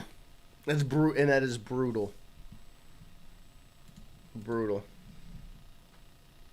And so, yeah, I don't want to lose like that, but I do want to lose like that. But, yeah, 50 will have to. Oh, I mean, he's going to hate that coach for the rest of his life. I wouldn't want to lose like that is different. But that's what I'm saying. It's Right. always you point to one person. Right, because that's different than like the Ruston play. Like, even though maybe Ahmad could have had it maybe tighter to his body than swinging it. Yeah, the but- kid ran up and made a heck of a football play. And then he's punching a it out, hero. right? There's only I gonna would be rather lose with the kid punching it out than that. 'Cause That was a is debacle. Just absolute mismanagement of like, now I'm going to hate you for the rest of my life. And everybody's going to hate me and not think about you. And for St. Charles Catholic, the kicker, I believe. Oh my gosh, no. He is. But he missed a field goal to Right, put him right, there. right. So he was the nuts on that kid. Onions Onions. drills it. Give me one more. Let me show me that field goal again, because this is a great operation they're running, right? Talk about special teams, the highs and lows. There's a low. No, because this doesn't happen in high school football. They're not supposed to be good at kicking. Yeah, I mean, we won games very because rare. We had one is D1 it- player that was very a kicker. rare is it for a high school Drilled. he drilled that. Very rare is it for high school to have The ability to run that out there. Kickers have come along, they've gotten better. Punters are still We saw that. behind. Central's punter this year was their second wide receiver, right? That's just kind of the situation. But that's good from 50. That kid drills it. I'm sure he's going somewhere. If he wasn't, he is now. I wonder how old he is. Probably. Who knows? But I mean, also, it looks like a sophomore. I was about to say, he probably has more to do. Yeah. I mean, that is brutal. Poor 50. OTPHJ. Poor 50. Poor 50, man. Yeah. I really saw it. Now, my dad sent to me, and I was like, my heart broke in a second. I was like, no. Yeah, I don't feel bad for many people. No, and I feel bad felt for that bad kid. for 50. Then I got mad at the coach. Yeah. No. Yeah, 100%. God. What a win. That's Tough. forever. Tough. No, yeah. 27 for St. Charles looking Catholic. at it from the other side for St. Charles Catholic, that is one where it's cuz bonfire. for the rest of our lives. We're going to win state, but not tonight. Party at Taylor's house. Isn't that guy 50? Yeah. There's not a that's storybook. Oh, yeah. No, the kid that blocked the punt, I had to make a play. And nobody talks about him. Yeah. But he does. I mean, he made a play. He had to block the blocked it. punt. And he did it. Crazy. Because he's on the other side going somebody's got to make a play. But it's just we got to block one. And it's me. That's the beautiful thing about high school football, because I think back even just high school sports in general. Central's run last year in football, the semifinal game against Neville, because they were dead in the water. Mm-hmm. Neville lines up to kick a field goal, and KD Mays freaking swoops around, blocks it. Kid picks it up, crib. It was what Game. just happened? Yeah, we were dead. I remember just watching it. I was because nobody could score. It was 14-14, just Dogfight. Just dogfight, defense only. Neville marches down the field, and I was like, no. This isn't what's going to happen. They block the field. But it's just, that's high school football. That's what makes high school sports. That's what makes high school sports so, it's just different. It's special. And I'm sure whoever was on Neville that didn't block the end. I went out instead of in. I forgot the rules because I'm nervous. Yep. And shit. I hope nobody saw high that. school sports, bro. It's different. That's what makes it so much fun to watch. Oh, I mean the emotion, because that everybody can relate to it. Yes, everybody's been there. Everybody can sit back and be like, "I've been in that spot. I know that feeling." Uh-huh. The jitters before a playoff game or a state where it's just you start second guessing everything you're doing. It's moving fast. Oh my gosh! It's I mean, Greg Olson, when he talks about the Super Bowl, it's it was over before it started. I don't even remember. It goes by so fast. As long as that's a 5-hour production. And he's the game goes by like that, and it's you look up in the third quarter, you're down 10. It's where are we? What happened? I want to restart this right now. Right. But it's the same thing where it's this is so much. And you forget kind of about the game because it's going by. Everything matters so much that it goes by so fast. And then you get a ring or don't. No, you get a ring, you don't. Or you get a little trophy. X Soda, good morning, fellas. $2 super chat. 2 claps. Ready. Shout out X Soda. Good morning to you, my friend. We appreciate you. Don't forget, every single day, we're brought to you by AJ Sports Cards. Shout out to AJ Sports Cards, who put on a great event this past Saturday in the Baton Rouge Card Fest over at Elite Football Academy. Make sure you check out AJ Sports Cards on social media. Go look at everything they had popping over the weekend in the Baton Rouge Card Fest. AJ Sports Cards, 3348 Drusilla Lane. Check them out on social. Go follow them. AJ Sports Cards, 225BR on Instagram. Go give them a follow right now. And then on Facebook, AJ Sports Cards. Just look it up. You'll find them. Follow them over there right here in Baton Rouge. Great stuff. And they've been supporting us since the beginning, so we appreciate them. What'd you have, Lloyd? What was over there? Yeah, Gage was all over this. Shout out Gage Evans. 2 claps for Gage. Why not? 2 claps. Ready. Shout out 2-7. He said the North Dakota one was heartbreaking too. North Dakota stopped them with 1 minute left, down by a touchdown, and get a roughing the punter flag to lose the game. Do we have video of this one? I don't know. I'll give it a Twitter search because this has been all over social. Like, this is probably one of the more covered state championships. Right. And it's awesome because you get to see stuff. I mean, sucks for that guy. Yeah. Sucks for everybody involved if you're on the bad side of it. Yes. But it's cool to be able to watch. But, okay. There's 3 total stops of play. 1 because of the flag. Second and third down were the timeout. So the time was ticking on that 4th down where you could have run it down to 8 seconds, taken another penalty, and then punted it. So a little mismanaged. Yeah, apparently Hank Turney says W. Tyson, he's coming for me. That's the coach. My bad, but also I can help. It's a lesson for everybody here. Yeah, hey.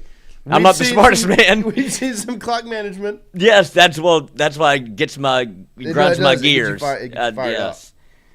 It does get you fired up for sure. The Pete Carroll call in the chat. Oh yeah, I mean that's maybe the you most have brutal the of all best time. short yardage back in the history maybe of football. That's not Refrigerator Perry. You just hand the ball. Yeah, he's not going to be denied. Like, give Spencer Ware the football. That's Marshawn Lynch. It's the same thing. Like, he's not. Just some people don't get stopped. Marshawn Lynch is not getting stopped in that there. Moment. Yeah, but no, it's fake. Like, no. No. I don't want him to win the MVP. I want Russell to win it. Well, because what's his face just won at the corner. Butler. Get ready to learn Malcolm Butler, buddy. I mean, and isn't it the craziest thing for him? He's a nobody, picks off this, and then he's like, oh, Malcolm Butler might be the best corner in the league. He gets didn't know who big he was. deal. Yeah, he got millions of dollars from, and then Shout it out. became. Well, that's the genius of Bill Belichick because we practiced this play, and he did say it, like this is what they're going to run sometimes on goal line, and they practice that exact play because also Bill Belichick cheats and has other people's game film in practice, which is worth it to win. Look at Harbaugh. You ain't cheating, you ain't trying. That's the game within the game. Yeah. But Malcolm Butler was like, yeah, we've seen whenever they lined up in that, I knew I'm blitzing this. Because they're going to run a rub route, and I know exactly where they're going with the football. And he jumps it. I mean, like he knew what was coming. It was textbook. And Tom Brady goes, ah! Scream like a girl. In a moment of like, Derek Jeter doesn't even have one of those. Like, scrub that. No, get rid of that. Ah! Yeah, ooh. Look at me, a champion. Also, like we said over the weekend, LSU basketball in totality wins on the weekend. LSU women's basketball and men's basketball both played in the Blender over the weekend in New Orleans at 5 p.m., 7:30 p.m. Men's, women, back-to-back, little doubleheader. The LSU women's basketball gets a win 87-61. And there, we need a double-check on Schwartzy's numbers, right? What was what did Schwartzy have on the front 9? Let's see if I can pull it up here. He sent it to us, I believe. He did. I believe it was 38-38. So his front 9 was 37. And let's see what Tech had in the first half. It was a close game. What, Tech and LSU? Yeah. Mm-hmm. No, I mean, they're good. Louisiana Tech is a good basketball program, and that was like he told it was an emotional game. You know what I mean? Like there were a lot of emotions in it. Let's see. In the first half, LA Tech, they had 30 points. So they scored 30. I mean, he had to go super low. Yeah. That's 59 wide. You got 30-30, you're shooting 60, cuz. You need 29, you're like, I might just go home. But LSU gets the win, 87-61. They do What not they have in the eclipse second half? 100 points. What? Tech. It was 30-31. Oh, yeah. I mean, if you shot 61, you might be a career choice. Needs Yeah, to you be might need to made. figure something out. Or you're playing too much golf. Yeah. And you can't, but we give up 61. But the Tigers are led by Michaela Williams, who has 19 points, 5 boards, 4 assists. Jada Richard also had 6 points, 8 assists. Once again, dishing out the basketball extremely well. Flau'jae Johnson with a double-double, 13 and 10. Amaya Joyner had 8 and 7. You also got 13 from Kate Koval and 5 boards, and 10 from My Laserful Wiley. As Zakiya Johnson and Grace Knox both have 8 points as well and 5 boards each, respectively. Oh, we missed an extra point. Sorry. So a good win for LSU over Tech, who fought hard. Like Lloyd said, this was not an easy win to come by, as Tech is a good program. And you also saw LSU give up some offensive rebounds. The Tech was able to rebound the glass offensively, 14 offensive rebounds for them. They were able to clean up some of their misses. They made LSU turn it over 13 times. So a couple of things that LSU can clean up from that game. They also missed 10 free throws, shot 70% from the line, with Michaela missing 1, Flau'jae missing 1, Grace missing 1, Jada missing 2.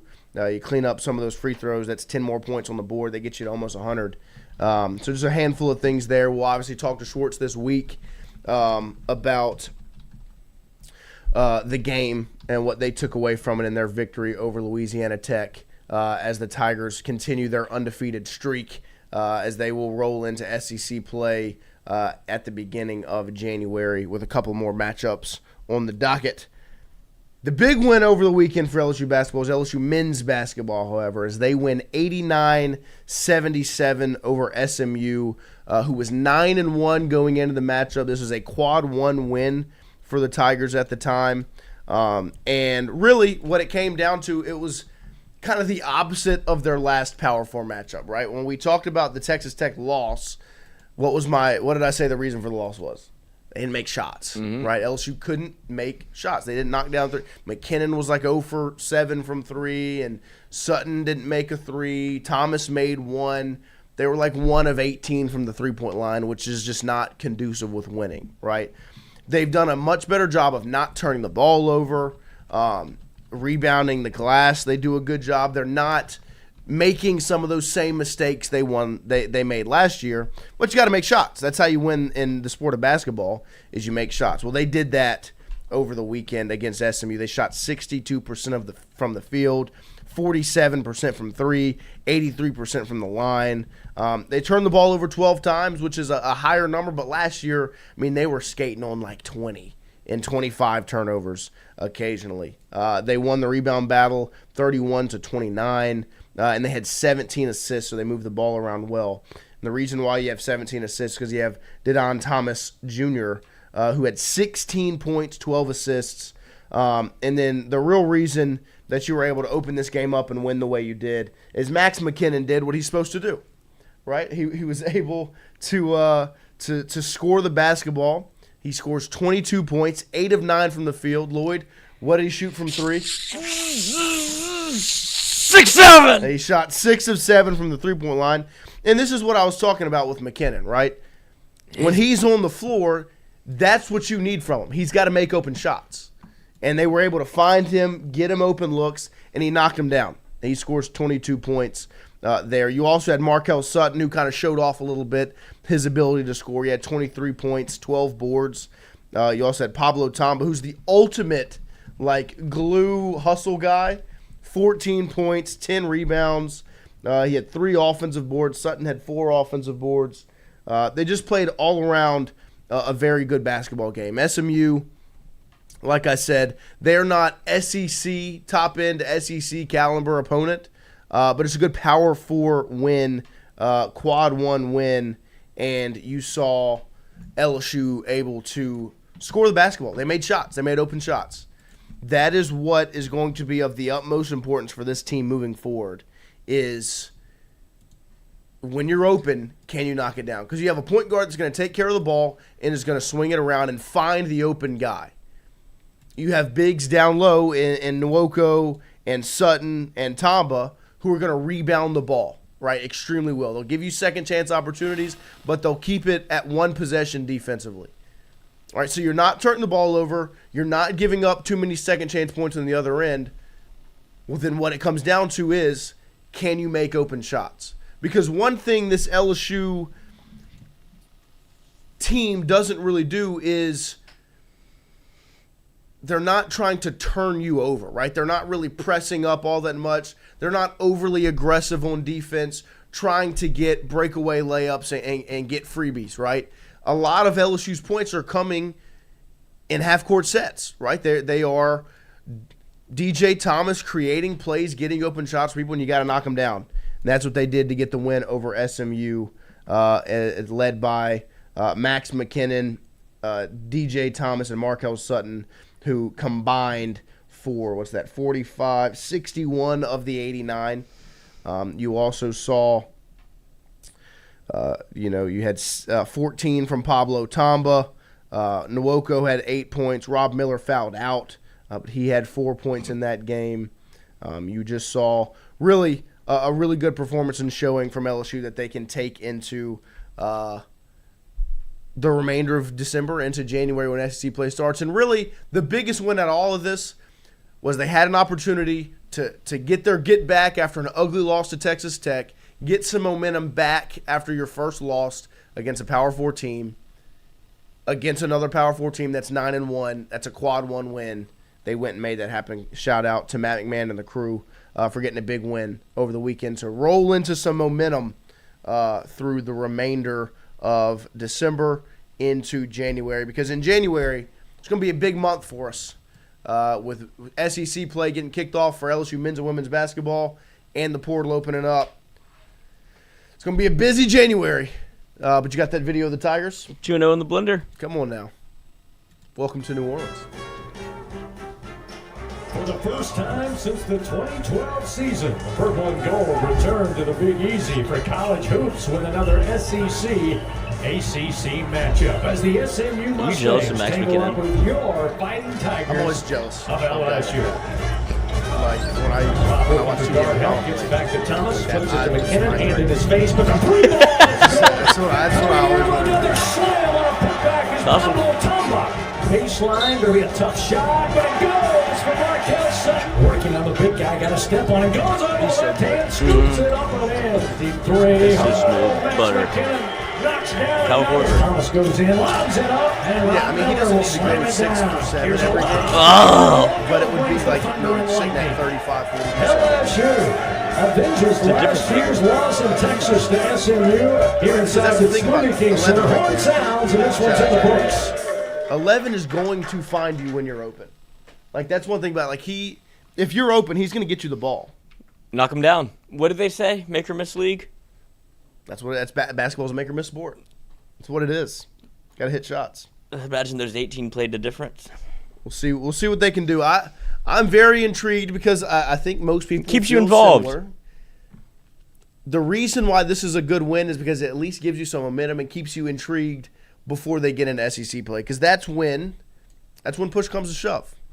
There are some good teams in this conference. That Texas Tech team that just beat up on LSU last week, Arkansas handled. I wouldn't say handled. They didn't. But, I mean, like, Arkansas looked good. A-Cuff over there for Calipari is a stud. Brazil was making shots. There's some good teams in this conference. Alabama, Auburn. Is Auburn good? They are. Doesn't matter about the daddy. They're not as good as when Daddy was there. But, I mean, they're still a team that can give you fits. Like that. They still do the same Who thing. They are, right. They haven't changed all that much in who they are. Florida, still very good. They're reigning, defending national champions. Auburn sits at 8-3 on the season. They got handled by Arizona, which shows the difference in who they are versus who Arizona is, because Arizona is very good. Arizona also matched up and faced off against Alabama yesterday, and they took care of business there too. Arizona is very, very good. But It's a wait and see thing with LSU basketball. Wait and see when SEC play gets here, and that will be As of now, right now they're 9-1. Just got a quad 1 victory, and they've got Southeastern, Prairie View, and Southern Miss to close it out. Southeastern Prairie View? No, Southeastern. I mean, that could be a school. Then Prairie View. Yeah, I mean, anything can be a school. And then Southern Miss to close out before you get started going on the road to College Station versus Texas A&M. Who's their coach? It's not Buzz, is it? No, it was that. Remember we watched the introductory presser that one time? We got disgusted by it. Suspect. Yeah. Play them, and then South Carolina, and then you have Vanderbilt, who's 10-0. You've got Kentucky, Missouri, Florida, Arkansas, Georgia, Arkansas, Tennessee, Texas, Bama, Ole Miss, Oklahoma. Like, I mean, it is a gauntlet. The SEC is. As of now, LSU tournament in or out? From what you've seen, you've watched it closer than most. I have not, because I work during those hours.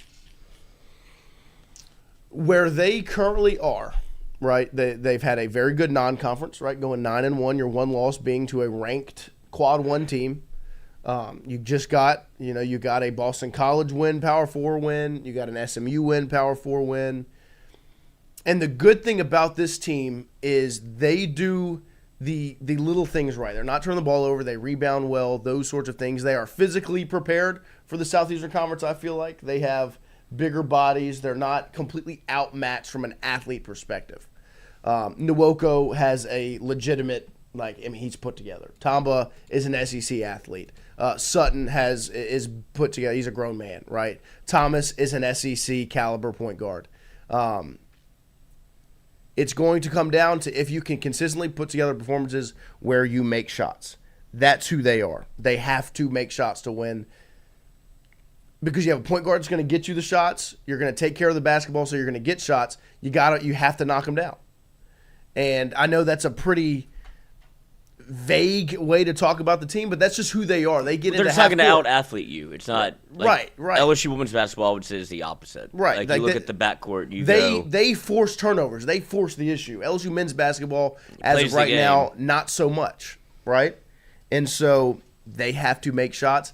I think they have the pieces where they can rattle off a couple of wins, where there will be nights they shoot the ball like that. That's the talent they have on this roster. They will have nights where McKinnon goes 5 for 6 and knocks him down, and Thomas is able to facilitate and get 12, 13 assists. I think they can rattle off some wins. So I would say, as of right now, yeah, I think they have a chance to get into the tournament. Because I think if you can close out, right? You close out non-conference. They have 3 games left, 12-1. You rattle off 8 SEC wins, 9 SEC wins, and that would leave you at, I don't remember how many games they play. That would be 9-7-2, so that would be 9-9, 18, right? So you go 9-9 in SEC play. You're 12-1. You go 9-9. You'd be 21-10. With a quad 1 win. I think that gets you in. And depending what teams you beat in the conference, right? If you're able to get an upset against a team that's a quad 1 team. Well, if you can shoot it like that. Right. Like that's what I'm saying. I think if they shoot like that, they have nights like that, they can beat teams. Yeah, because I think you saw the polarity of LSU between Texas Tech and then what they did in New Orleans. Yeah, no, I mean, Texas Tech, they rebounded the ball well. They didn't turn it over. You just didn't score. They didn't score. So you're gonna play like there's a median of it. Yes. And if shots go in, so that's kind of where you want to be if you're not dominant. Right. LSU women's is dominant. Yes. And then you look at the men's team. You go, if you play well, you have enough pieces. You to be able. If you execute, then you'll be in every game. So as they sit right now, I think the way they're currently constructed, they can rattle off a couple of wins. But we'll see. You're going to find out early on in this conference because that's who the SEC is. Who's Rod Zipper? Oh, that's the 6-year-old freshman. So Chili wants to know why he didn't play. I don't know. I guess they like the lineup they're rolling out there right now, where they go from Thomas to Reese, and we'll see kind of when SEC play comes around. You'll get a Rod Zipper game. You'll be more condensed in your lineup. So he can shoot it though. Andrew Messina, LSU men's may go 6-12 in conference. We'll see. they have the talent to rattle off to have a couple of hard-fought wins. So we'll see kind of how it shakes out. But I'm excited. There's at least excitement to watch them. And if they close out the non-con the right way, which they should, 12-1. Like I said, if you're able to go 9-9 in conference, you're in a real good spot to get in, depending on who you beat. So we'll see the way it goes. But there's at least some intrigue around watching them. That's for sure.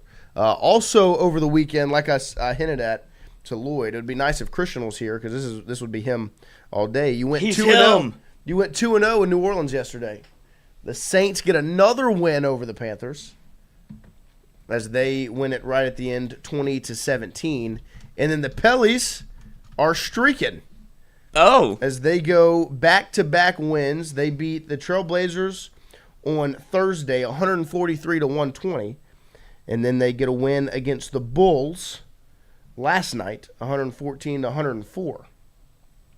So they've put together back-to-back wins. That'll move them to last place in the Western Conference at 5-22.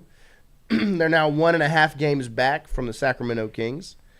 And the Saints, see where they stand in the standings. They are sitting in last place in the conference, but dare I say, they can jump the Falcons, as the Falcons are sitting at 5-9. Saints are 4-10. the South is falling apart. Can't NFC make South. the playoffs, but Spoiler. if you can maybe not come in fourth place, maybe make something happen.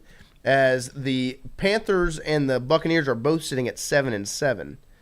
And the Saints have beat the Bucks and Panthers back-to-back weeks. They have. It's trending. I think Kellen Moore's finding himself, and you have the Saints here in the locker room. It seems like a good vibe. Not the closest of watcher, but I like what we're doing here. Each and every day, okay? That's how you make a comeback victory. God, like that. I can't, It never takes mind. Everybody, Yeah. the effort to finish every single time. Let's talk through some of these guys, okay? Starting on defense, Chase Young, big time It's really physical. You can never rip it. We're dealing 6 tackles, 1 tackle for loss.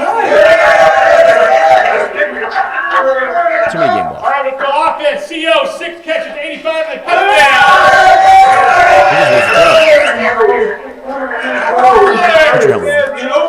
24 for 32, 272, and a touchdown. All right, want to talk about a couple big time shout outs. Neal, 7 carries for 28 yards and a touchdown. Bailey, 5 catches for 69 yards. Hey, and when you have the opportunity, Kevin Austin, 3 catches for 33 yards.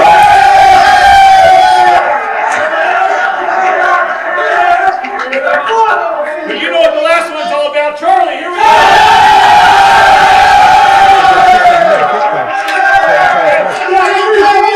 It's too many game balls. See you Wednesday. True victory.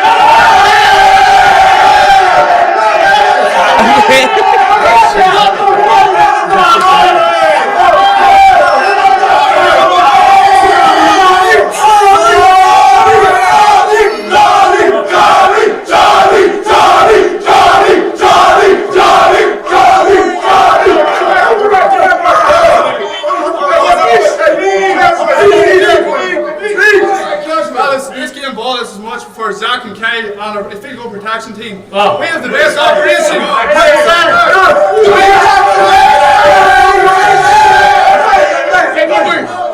the best opponent that protects the league. Let's keep this going. See us on 3. 1, 2, 3. Charlie. Look, that's too many game balls. I agree. I Why mean, are I'm we not going to giving be a out 6 game curmudgeon. I mean, we balls? don't get to celebrate much. I guess. Back-to-back wins. Kellen Moore is an absolute nerd. Yeah. I mean, but look. It's working. Shake my hand. Winning some games. And as of right now, is there a quarterback in this draft you take over Shuck? The first overall pick. Ward. And Shedeur! No. I'm saying like the coming up draft. Oh. Is there a quarterback that you look and you say, Oh, gosh, it's got to be. we need to go get him? Kirk Cousins 2.0. What, Mendoza? Mm-hmm. Look, I like Mendoza. Shout out to him winning the Heisman. No, Shuck has looked pretty. But like as of right now, there's not a quarterback. No, like I especially anticipated the opposite, right? 1000%. Like, oh, you screwed this because the quarterback's Kate next year. I mean, Klubnik. oh my gosh, Arch Manning, Lenore Sellers, Garrett Nussmeier. I mean, 2 of the 4 are going back. Lenore is going back to DJ South Lagway. Carolina. Yeah. Now next year, It's a when different conversation. Arch, Sellers, Lagway. Right. You'll do the same song and dance again. I'm sure somebody else will be that we don't know about. Like, if I would, okay. Hit me with it. What are you about to say? If Trinidad Chambliss can't get a waiver, am I the only one that's crazy? Where I think that he's probably the best quarterback in the draft. If it's not, I mean, I understand the Mendoza conversation, the way he talks the sport, the way he understands coverage. He's a little bit more, And he can throw it. more athletic than I thought. Yeah. Obviously, people like him, and it's hard not to. If you draft Diego Pavia, you need to go to a mental institution with him. Yeah, no, Pavia. Like, he's talked himself out of draft rooms. If Shador was a problem, which, I mean, I didn't really get He's that from playing him. He loves the camera. His father loved the camera. His father is called Prime Time. Yeah. No, Like, Pavia is a problem. Pavia is doing. You cannot. No. I don't think Can't I don't draft know if he will. I just don't know who. Will he? It'll be a big stink. Like, what is he gonna do to make you want to draft him more? Not talk. Like, he's doing the opposite with that. Yeah, He's not gonna blow you away at the combine. I mean, but just like Competitor after dog. You walk into the and I don't want to just rant on Diego Pavia, but like you walk into the Heisman deal with the earbuds over your ears. Like, I don't want to be some old man, but like it's just like, come on. Like, you're shaking these important people's hands. You're trying to win this award, and then you lose it, and you're at the club, and you've got F Indiana on one of the little boards, and you're sitting there flipping it off with your Casamigos in your glass, and you're just And jumping up at like. one, Julian's saying also we got to get the hair figured out. He looks like he's up to something.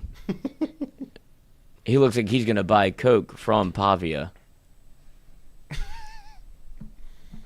What if I told you? What if I told you? And you get a 15% interest rate. Yeah, no, I mean that. But this, like, it's What not is going this? to. I mean, I would love to be. Actually, I wouldn't love to be wrong. I'd be surprised if I'm wrong about Pavia. But I mean, what are we doing? This isn't 2008. No, I know what I'm looking at. Right. You know what I mean? Like you I could be Johnny Manziel as much as you want. How'd that work out? You want to end up talking about? That's my thing. Like, why? Like, how well did this go? Like this. Baby Gronk. And they're like, yeah, push that. Yeah, like this is good for your image. Enjoy it right now, Diego. She's pregnant. And look, he's got more going for him than I do. Nah, I would rather be you than him. He's a Heisman finalist quarterback. He That'll be it. 10-2 Vanderbilt. But like, You can play in the bowl game. come He on, better. man. Come on, what are we doing? Enjoy, and that's what I'll say. Enjoy that now. Yeah. Enjoy it. So much we talked about high school. Live it Speaking up. of, Enjoy that. the poll straight up 50-50. That is crazy. 48 a pop. It's a crazy question. It's a tough one. And then here's Gage's video that he sent in. North DeSoto. North DeSoto. Let's see. I haven't seen this, so you'll get instant reaction.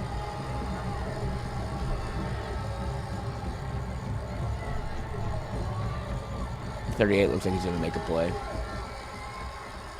Oh shit! Oh my gosh. Oh, 25. Look, as soon as he hit him, he knew it. If he doesn't do that, Yeah.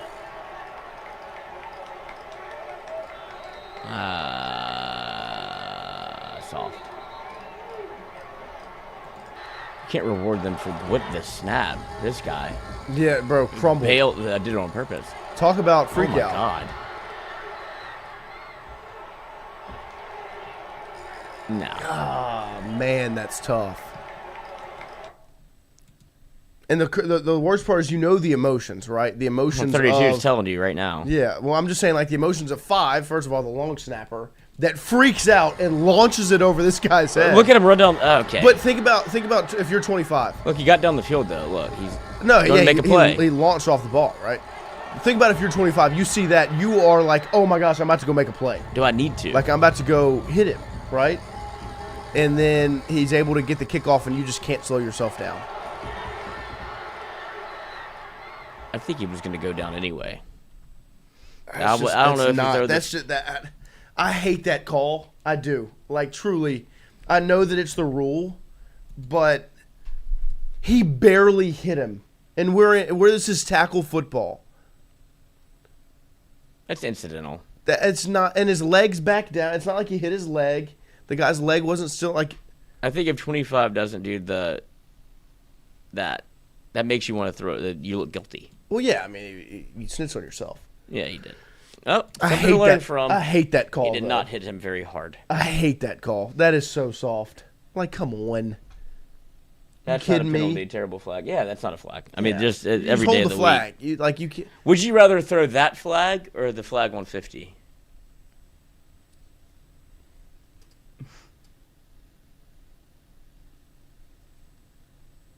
That's a tough one.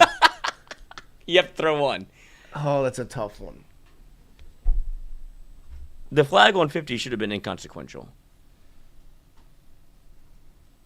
It also shouldn't have been thrown. But you still had, if you have a modicum of coaching experience or Yeah, a brain, I would say the flag 150. because you can, like, that's not as big of a game changer as this is win or lose. Yeah. Like, now you don't get the ball back. Automatic first down, run the clock out. I mean, because you don't throw either flag, truly. Like, neither flag should be It's thrown. not the game we're playing. But if you're going to throw one of them, it's the 150. Because, Yeah. like, yeah, it should have. the clock is not over. It's not over. You're not giving them. You're not Right, keeping a. You know. Yeah. Because 'Cause that this- one, that one's just soft. Like, this is Well, just and like, it wins you the game. Like, you're rewarding a bad snap, bad operation. Right. At 50, it's like learning moment, and like maybe you have to run a play. Yeah. No, I mean, I just. Would you rather be the it's coach tough. or 50? Oh, I'd rather be 50. If I'm that coach, I can't look myself in the mirror. Because I think he is blaming 50. Can't. And I'm talking about like in his. Yeah. Like, but that's why it happened in his mind. And then 50's like, well, dude, you had a chance to right all of these wrongs. Right. And it's like, yeah, if you look yourself in the mirror, like you did a bad job after I We're did a bad job. We're now at 52-48. Break my heart in the league. Yeah, absolutely. Cody Boudreaux, $5 super chat. 5 claps. Ready. Listen to an old podcast where there was debate on LeBron over MJ. Please, kids, stop this talk. Hey, Hey, we're not opening up that door right now. I appreciate your $5. But thank you for the $5 super chat, Cody. We appreciate you. I hope making your way Namiria over is this doing morning. well. Yeah, I hate that roughing the kicker penalty. That is just that's what that is. It's just soft, man. Yeah, P-Dub is like, who wants to get their back blown out in a state championship? Like, no, you don't. No, you I'd wanna rather be just in it, man. Yeah, You want to be in it. that you don't get those. Yeah, you just don't get that back. Like you can be like sitting there with your helmet on, watching and playing, and be like, this sucks. Right. Or you could be like, holy shit, what a moment. You're in it. Yeah, you're in it.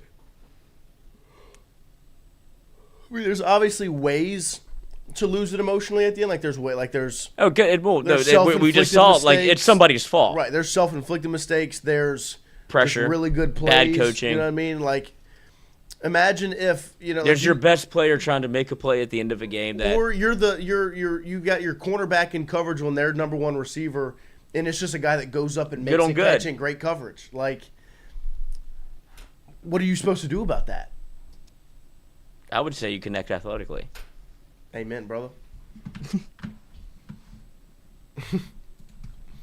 So it is it's funny that it's 50-50 because No, it's a real, like, you sit there, you're like, God. at least we got here. Slat, what about two of the biggest names of football going down with knee injuries? Yeah. Mahomes. That was ACL. wild. I didn't believe it because he Really? always bounces back. Yeah. Like I've seen him dislocate his kneecap and they just popped it back in.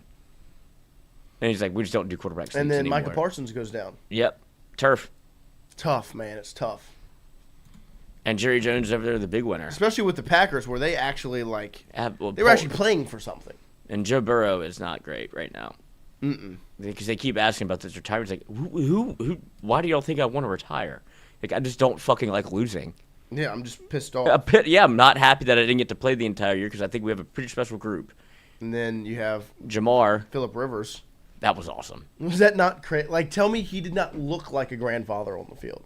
The pads didn't do it. Like, it Didn't do him any favors. He needs a corset. He was looking thick. But he can sling it. He can still. It looks like it hurts him even more now to throw it.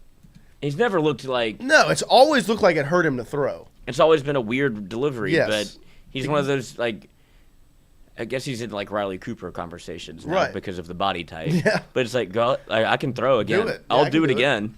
And it's like, damn, he's kind of effective. Like, Jay Johnson said it. Cody Boudreaux, $5 super chat. Nymeria is doing great. Thanks for the shout out. Yeah, you're welcome. 5 claps. Ready. Nymeria. Yeah, hold on. Let's pull up Phillip Rivers real quick.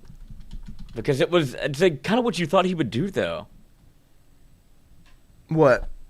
Just enjoy, like, Yeah. play yeah. with so much, like, emotion. And, like, I don't know what's going to happen. But I threw a tutty. Yeah, through Tutty. Like, he's 44. He's old and not in good shape. Should not be out there. But they love it. Like, that's the thing. I would play He for Phillip really Rivers. Should not be out there. No, but what a call. I just can't believe that you're telling me there's not somebody out there in the.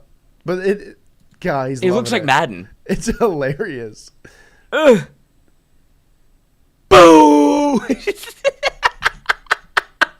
awesome, dude. Shoot yeah! Shoot yeah.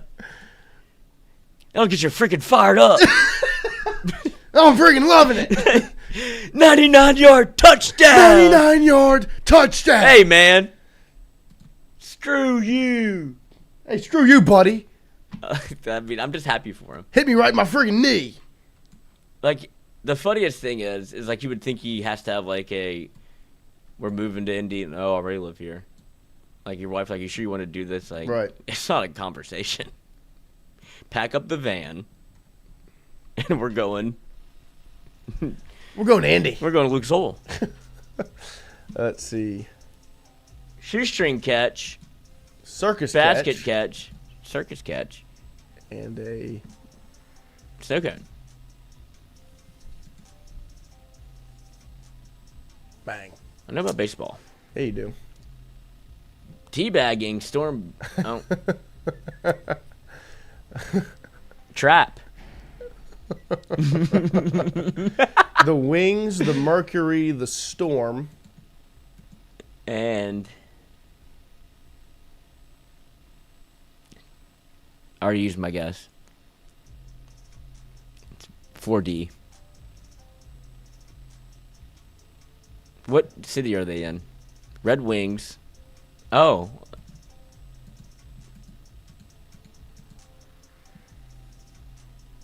And then the Cowboys. I don't know. It's not the Red Wings. I got them. It's Wings, Red Raiders, Cowboys. Cowboy.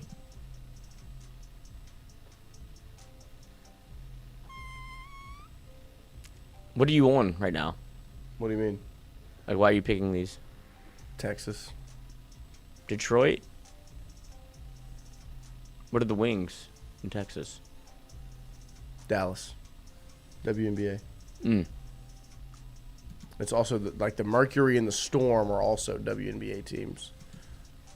I don't think this is going to hit. Yeah. No. What about this? No. Let's do a different one. All right. Wedge, bagging, trap, lot. I don't know what those are, but they go together. Sand. Then you have all these teams together. So the Mountaineers. Big 12? Well, Ooh, no. Cowboys, Wildcats. Yep. Oklahoma State. Yep. There we go. Yeah. What is this? Fighting Irish. Skylar Oh. on the internet. Lil Wayne. Right? Wait, is that real, Chef? Yes, Chef? Is that IRL? What? Let's see. Yeah, wow. Mm-hmm. DJ Lagway plans to enter the NCAA transfer portal. Would you? Some big news. Yeah. Absolutely. Stud.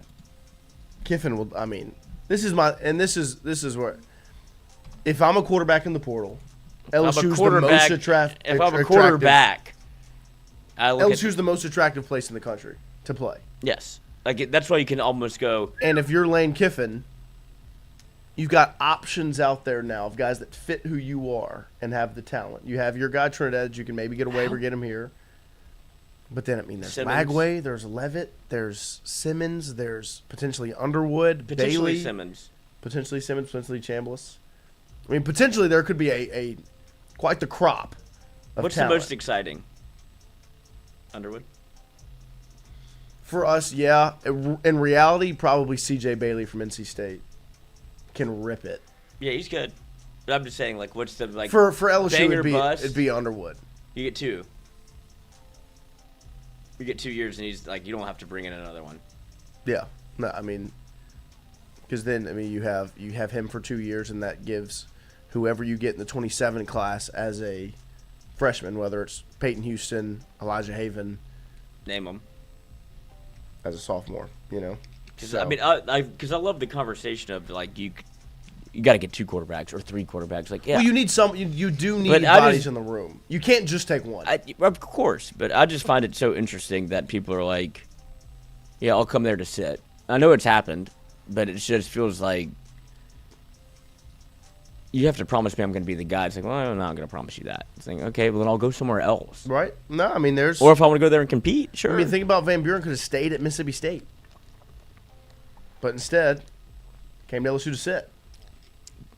Like, he knew he was sitting. With the promise of... You can compete for it in a year. And now it's that year, and nobody that made that promise is here. That's the dangers of the transfer portal.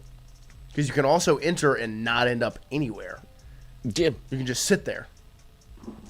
Just still be in the portal. Come back. You know what I mean? Like to go to Oklahoma State.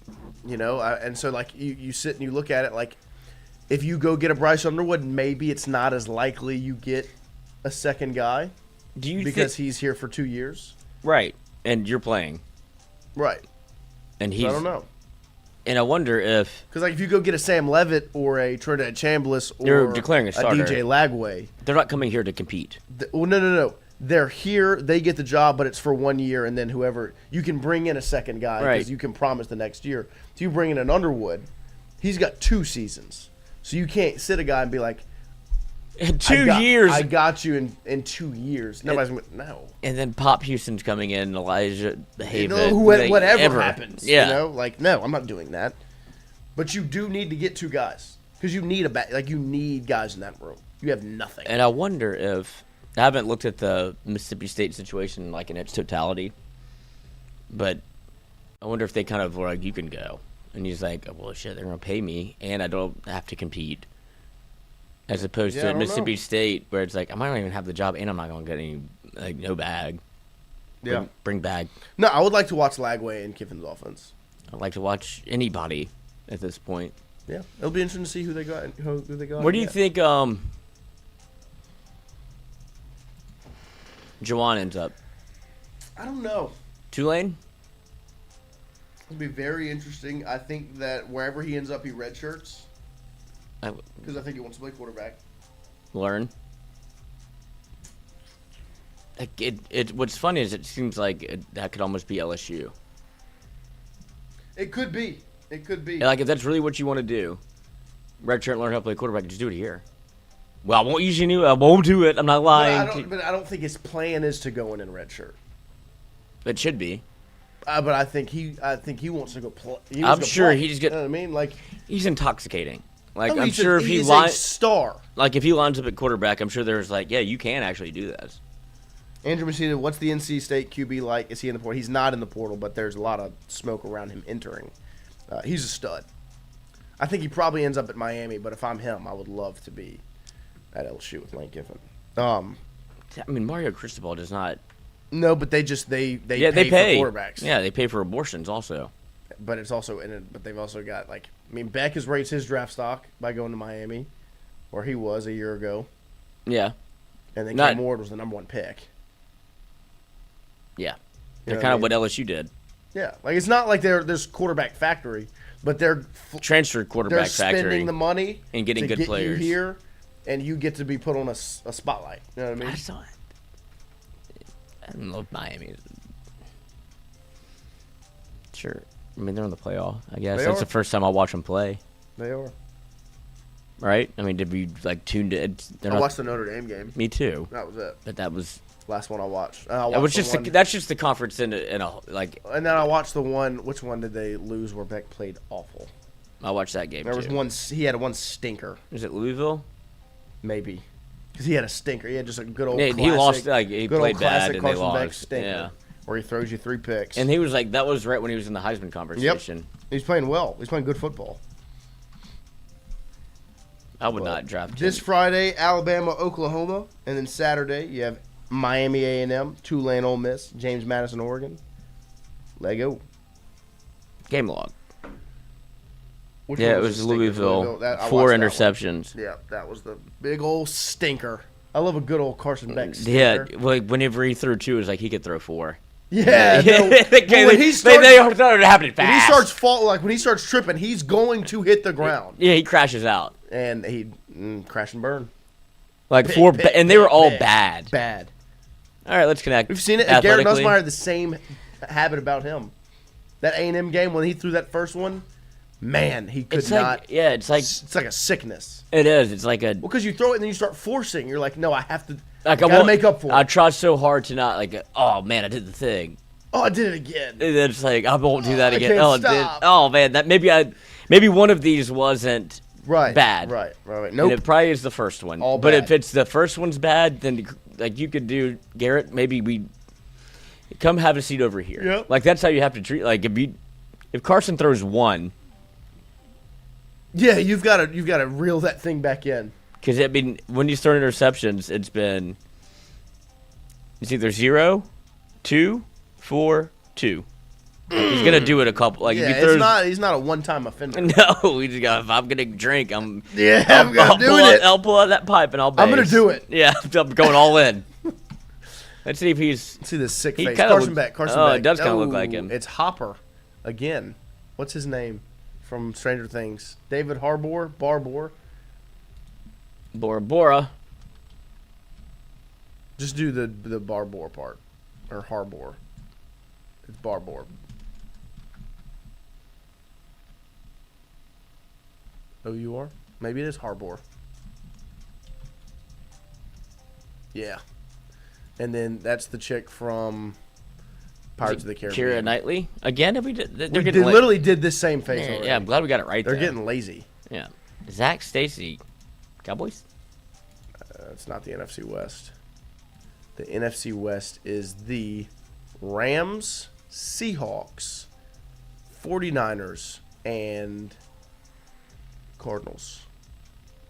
It's not the Seahawks. This is peak Marshawn Lynch time period. I want to say Cardinals. It's either the Cardinals or the Rams. This is right before Todd Gurley, I believe. It's not the 49ers or the... Because this is Frank Gore Niners, I believe. I can see 49ers. And I'm Rams or Cardinals. Cardinals. This is pre-Gurley. And what James Conner, cancer? Where was he? He was in Pittsburgh. And then the Cardinals. And then the Cardinals later, yeah. Yeah, he's recent Cardinal. The Cardinals. What do you see whenever you close your eyes and you look at their jersey? Do you see Stacy on the back, like number 37? Rams. We're not going to look at the chat. Nice. I thought it was right before the Gurley time. That's what the chat said. The chat Steven said Jackson. Good job, chat. This outfielder had 3 seasons with 40-plus home runs from 1999 to 2002 while playing for the Blue Jays and the Dodgers. See, it's all you, Lloyd. I mean, my mind immediately goes to Vladimir Guerrero, but I don't think he was ever. Yeah, it's Vlad. Oh, bitch! Who was it? Sean Green. Sean Green. Sean White. Holiday's coming up. Fuck. Read this to me. Jacob Pullen and Dennis Clemente helped lead the Big 12 school for the 2010 Elite Eight before losing to Butler. College basketball. Who lost to Butler? Is this Gordon Hayward's Butler?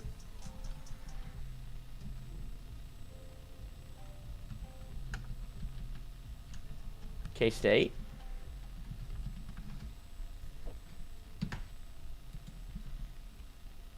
Oh! What? Well, who puts the watch on their ankle? I have no idea. One-on-one guy that is a little bizarre. Basketball. Michael Lefty. Beasley? Michael Beasley. Was he? K-State. Was it 2010? No, it was earlier than 2010. He was 2008. Yeah. So I guess they were still good because they had that They would coach. still be good, yeah. They had the It's not Texas Tech. It's not. Yeah, K-State, the chat says. Good job. because they had the Octagon of Doom. Is what they called their arena. That's when I was really watching ball. Good job. Wow. Oh, what is the luxury for Hyundai? Hyundai. Hyundai.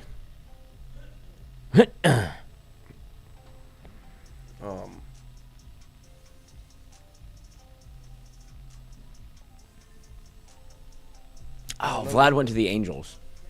Because Acura is the... What's that little... That's what I'm thinking, too. Acura's Honda. Okay, so what's this? Hyundai would be... Hyundai. Huh? Hyundai. You don't like the way I say it? Hyundai. No, it's Hyundai. It's Hyundai. Hyundai. That's probably right. I say Hyundai. What's the ones that start with an M? Mercury. It's not a Mazda. Genesis. Gosh dang it. That's what it is. Good job, chat. Good job, chat. This is a chat one. On our game right now. Talk about some Wendy's. Each offer dessert items from this chain. Choco Cinnabon. Taco. It's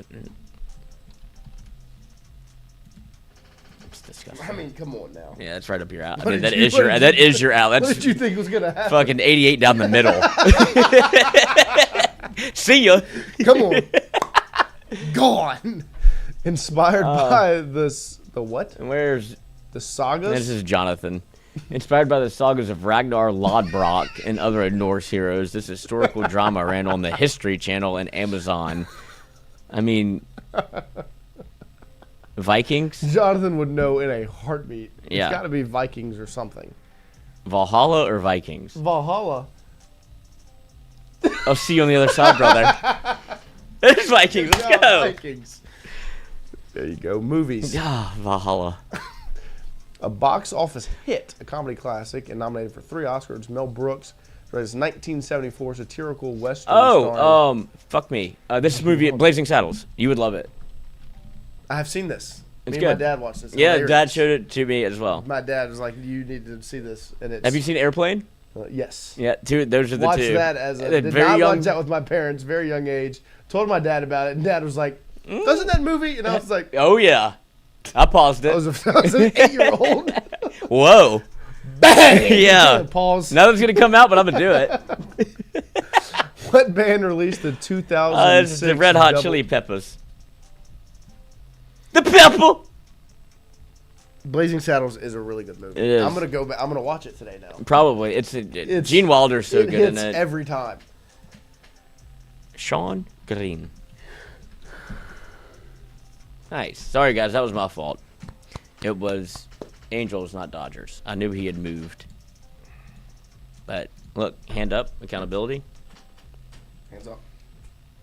Show more. Oh. Oh. Butterfly knife. No, it's just a butter knife. You can't. There's a difference between them two. Now, I will say, if you did it, you're With a butter knife? yeah, then you're a different Wait, class of anger. See, that's what I realized at Rufino's last night when they bring you the bread. Good bread. They don't give you a bread knife. They give you. You have your butter knife. And so I did. I cut my first off with the butter knife, and I was like, not doing that again. Ripping it into the little olive oil sealing. I love it. I like that. Gosh, Yeah, good, great. Johnny Yum. Carino's. Yum. It's okay. It's not yum. But they do the same thing. The olive oil, red hot chili pepper flakes Red Hot Chili Pepper. in the Stadium Arcadium Yeah. with Sean Green. There you go. What? And the Vikings. And, And Valhalla. And Blaze Saddles on the way in. Cowboy. Oh, but yeah, There you my Waiting for it to click. restaurant decorum I do have. Now, Yes. do I like it? Sure. Depends on the setting. Yep. If I know the rules. Now, 2 martinis, maybe my elbow does get on the table. Oh, I'm always elbow on the table. I thi- That's one rule where I'm like, I don't. But if it depends on who I'm with, right. But I don't. I really. like I don't, other parents, or like in a setting that like you're not supposed to, I don't. But I do what you do. Like the bread, like only eat as much as you can fit. And you're like, I'm eating the bread. Like, just bread's look for away. eating. This bread is for eating. Yeah, it's butter. It's not for me to look at.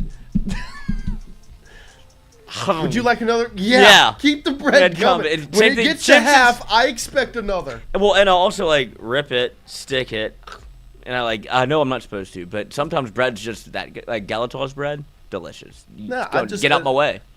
If Outback you're bread? giving me complimentary bread, I'm going to take advantage of it. Right, no, but you're supposed to only eat as much as you can fit in your mouth, and it's like I'm just not cutting must it. not know how doing big my bite- mouth yeah, is. I'm about to deep throat this thing. I'm having the whole or a bread. whole baguette. Oh. And like same thing with like chips and salsa. Yes, I will take it. Yeah, I do want more chips Yeah, no. because I'm not gonna order Even when my food comes, refill more. the Yeah, chips. yeah, and the sauce. Yes. See that? I don't understand people. I love going. That's my favorite thing about Mexican And I don't want to restaurants. disrespect any restaurants. There is a Mexican restaurant in Baton Rouge that doesn't do complimentary chips and salsa. What is that? And it pisses me off. Do What I do you know it? mean you need my $3 for chips and salsa?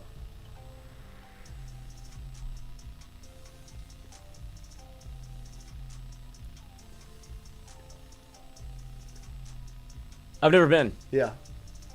Oh, they would. Good That food. may- yeah. But it's like, what do you mean you're not going to give me complimentary chips and There- salsa? That's a Now, in the short term a great strategy. In the long run, I'm not going back no, I'm not coming back to eat here because of that. because I expect that Everybody Mexican else does restaurant it. to get complimentary chips. It's chips and salsa. Everybody does it. Now, if you pay one time, does it keep coming? Yeah. But I'm having to pay. It's not on the table waiting for me. You know what I mean? Like it's not brought to the table with my meal. Yeah, as it should be. I That's mean, how that's just the industry standard. You That's can't just how it change. works. Yeah, it's just how it works. Now, one thing they do that I do like is they give you the option, and I wasn't too in on this at first, but it won me over. Pita chips, like pita bread instead of just tortilla chips, that you can get as an option, as in addition to tortilla chips. See what Very good though. When you put the pita into the queso, delicious. what they should do is complimentary, but if you want to for an extra $1.50, $2 pita chip, like you would throw one Right, pita right, chip right. into the like, oh, what's this? Like for $1 you can have these. Genius. Right. Thank you. Be like, oh, that was actually really, Really good. good. I like this better. How do I get more of these? Right. It's same, $1.50. like I don't expect to pay for salsa either. But queso, yes. Like I don't know why. I guess the cost can't be much different. But if you've lobbed the idea of queso out there, I want it, Right. and so I will pay for it. Now, if you said, like, let's say it's queso for $3 or salsa for $1.50, I probably would do the queso because I don't really care. Right. Salsa free, maybe not get queso, but if I do want it, but sometimes don't Yeah, get I it. always want queso, but like there will But be they, times. but they know you're willing to pay for it. There will be times that I'm like, I don't No, really, I don't really not need in. queso Yeah, today. not today. Watching watching the wallet. I'm like, Yeah, I don't need to buy the queso. $8. It's like you can add some fundito. Everyone deserves free chips and salsa. Everyone Everybody, does- Chef. yeah, It's like, the you way should- it works. You should be able to walk into a Mexican restaurant, be homeless, and this is what I would do: get a water, chips and salsa. I Not was thinking about that at the restaurant last night. Like, I could just do you could just do bread. Just get up and leave.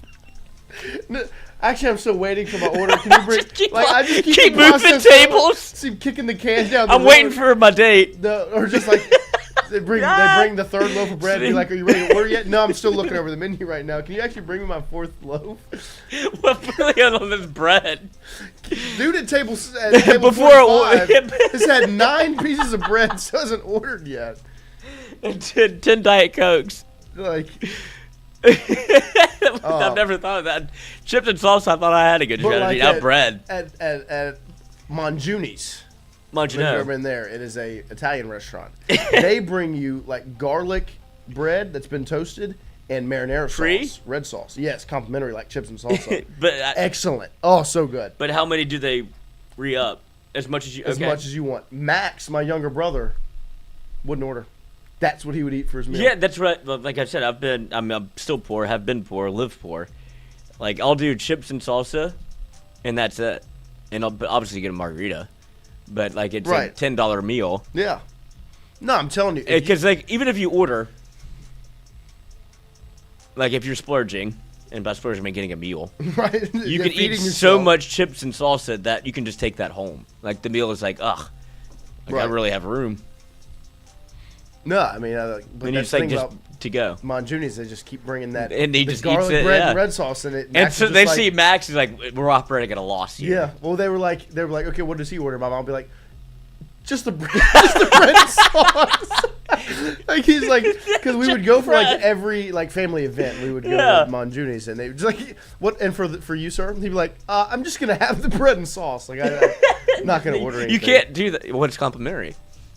We're to stand. We're to stand. keep it coming. Mexican standoff ain't no Mexican. keep doing it. He just does the bread for him. Italian He standoff. doesn't speak. Just bread for the boy. bread for that one. No meal for him. No, I mean like at Texas Roadhouse, Great bread. dude. Bread, good. Butter, Amazing. outstanding. What's that? The The rolls are very good. They're good oh, rolls. see, I'm not a big cinnamon butter man. Really? Yeah, I don't like Cinnamon this. butter, outstanding. It's good, but it's not like I'm not crazy. I love a good salted butter. Really? Oh yeah, like I don't let myself, but I will do a max. I'll indulge on Yeah. like if I'm eating bread, Outback. it's done. Oh, Brown bread. brown bread. But no, those Texas Outback, Roadhouse rolls. If brown you're bread. upset, brown bread. Brown bread and the macaroon cheese until they changed the recipe. But it used to be like the Alfredo, like the penne noodles, which Yeah. I thought was a good little mix-up from. And my cousin's buddy worked there, and you can add hamburger meat to it. And I was like, this is what kids love, and I'm a kid, Yes. and I love it. And Mom's like, I could have made this at home for nothing. Yeah. And your mom's a chef. Yeah, you want milk, cheese. I'm also and meat. very strict on my salsa. I have very picky salsa taste. I like salsa. I'll eat whatever. I'm with salsa. you. I don't like But chunky. There's specific salt, like Los Palmas salsa. There's a Los Palmas. That's the main Mexican restaurant in Central. Okay. Good, such good salsa. Like that's my go-to if I want chips and salsa. That's my favorite salsa. My favorite thing about Modesto, I was about to say that's my favorite salsa. good salsa, Excellent chips. I can tell you why, but I won't. No industry, not I know why. Shout out to my guy Ozzy. Really good chips. Yeah, it's the reason.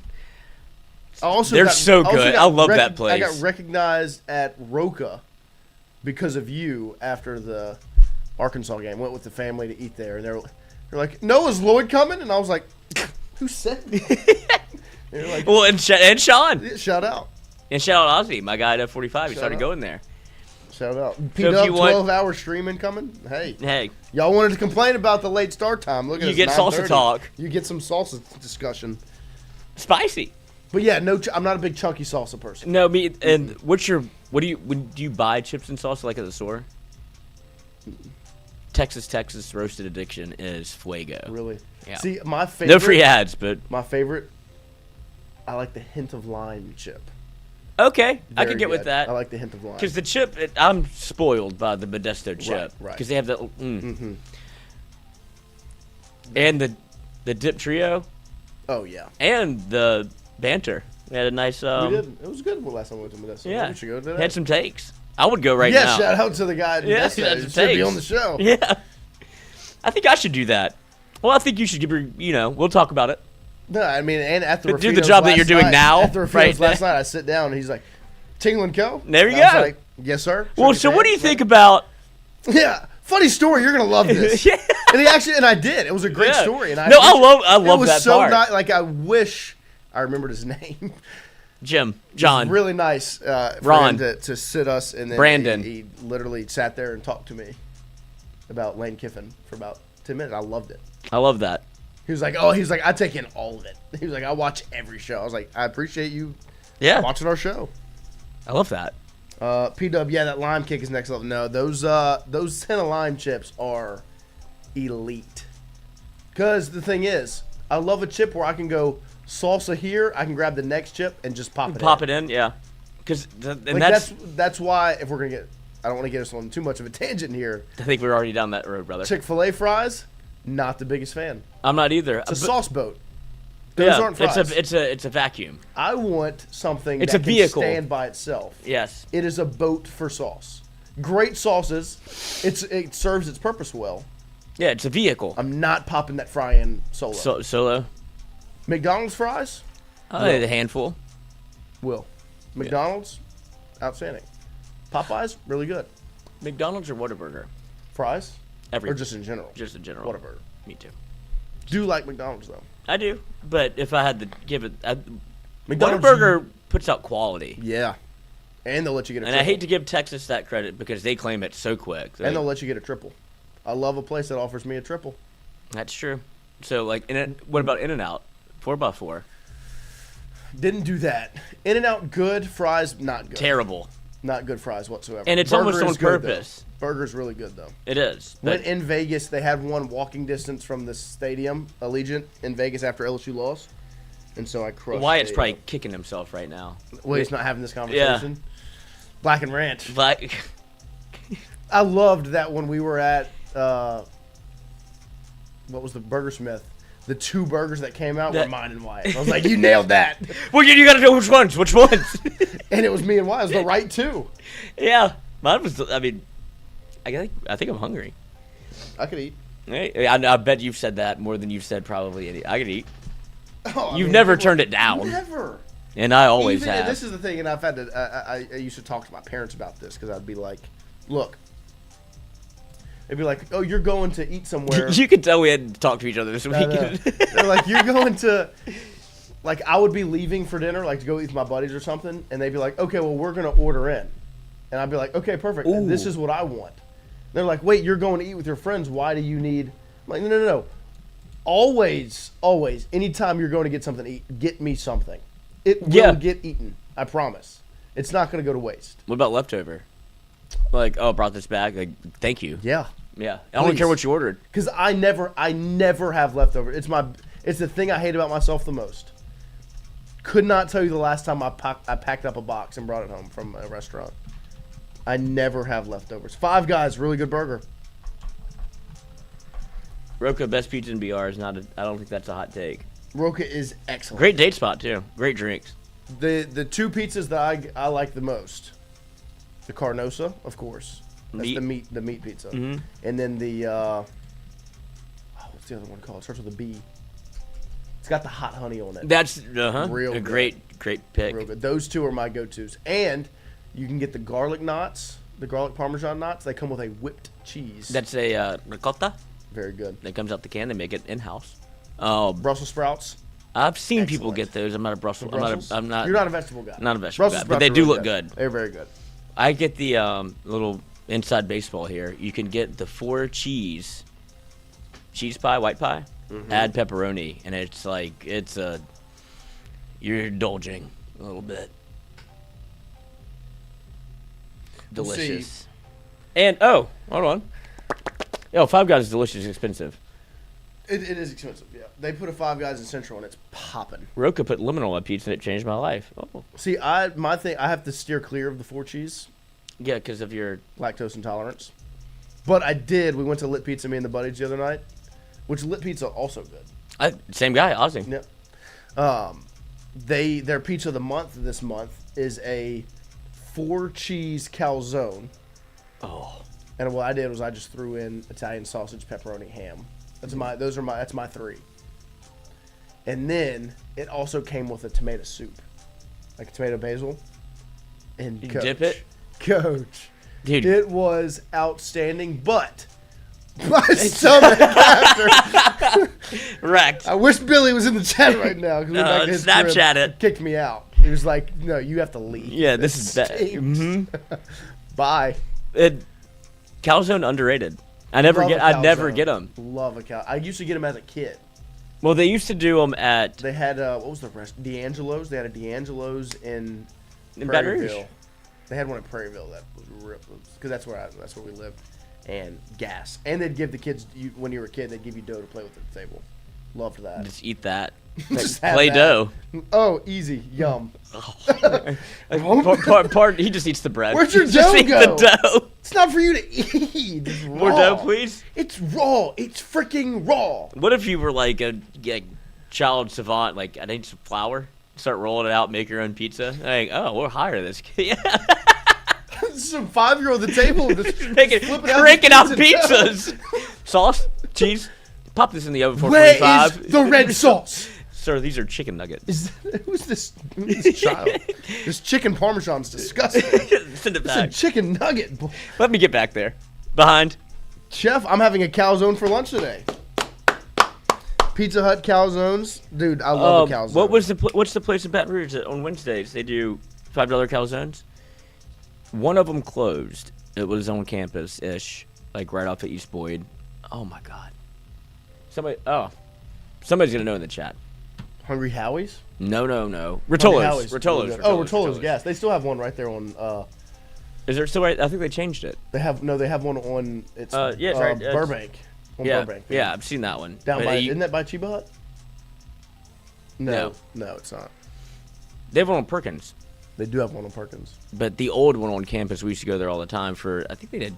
Maybe they did. No, they did. Wednesday calzones? Mellow Mushroom did trivia. They did Wednesday calzones, Mm. but then they got too popular, and then they were like this, and then it became like this, and it's like not as good. But my buddy would get the chicken Alfredo calzones. Like, you're having both.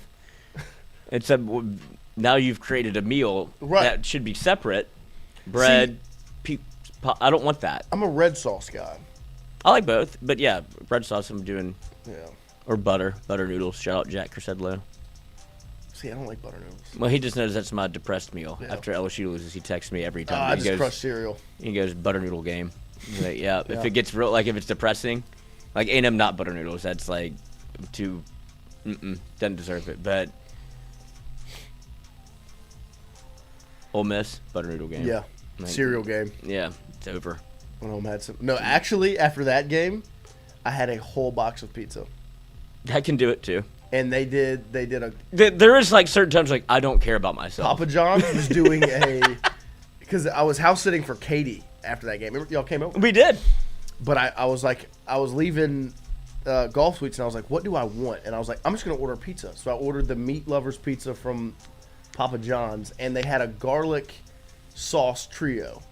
Like, they had 3 different types of That garlic just sauce. can't be good for your stomach. And I was either. like, screw it. They had a pesto garlic sauce, delicious. Which one was your favorite? The pesto and the orig. I love the original garlic sauce with pizza. Yeah, I bet. What about the pepper?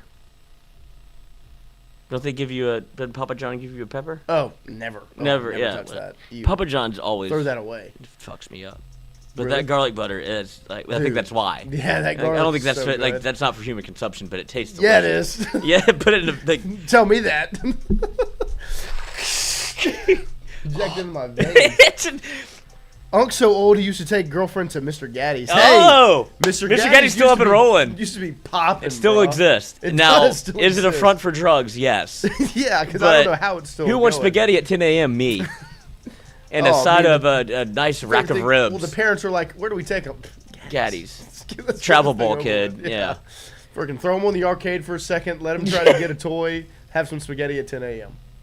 I guess school. What do you do with these? Oh, you know what my pizza place was as a kid? The go-to? CC's.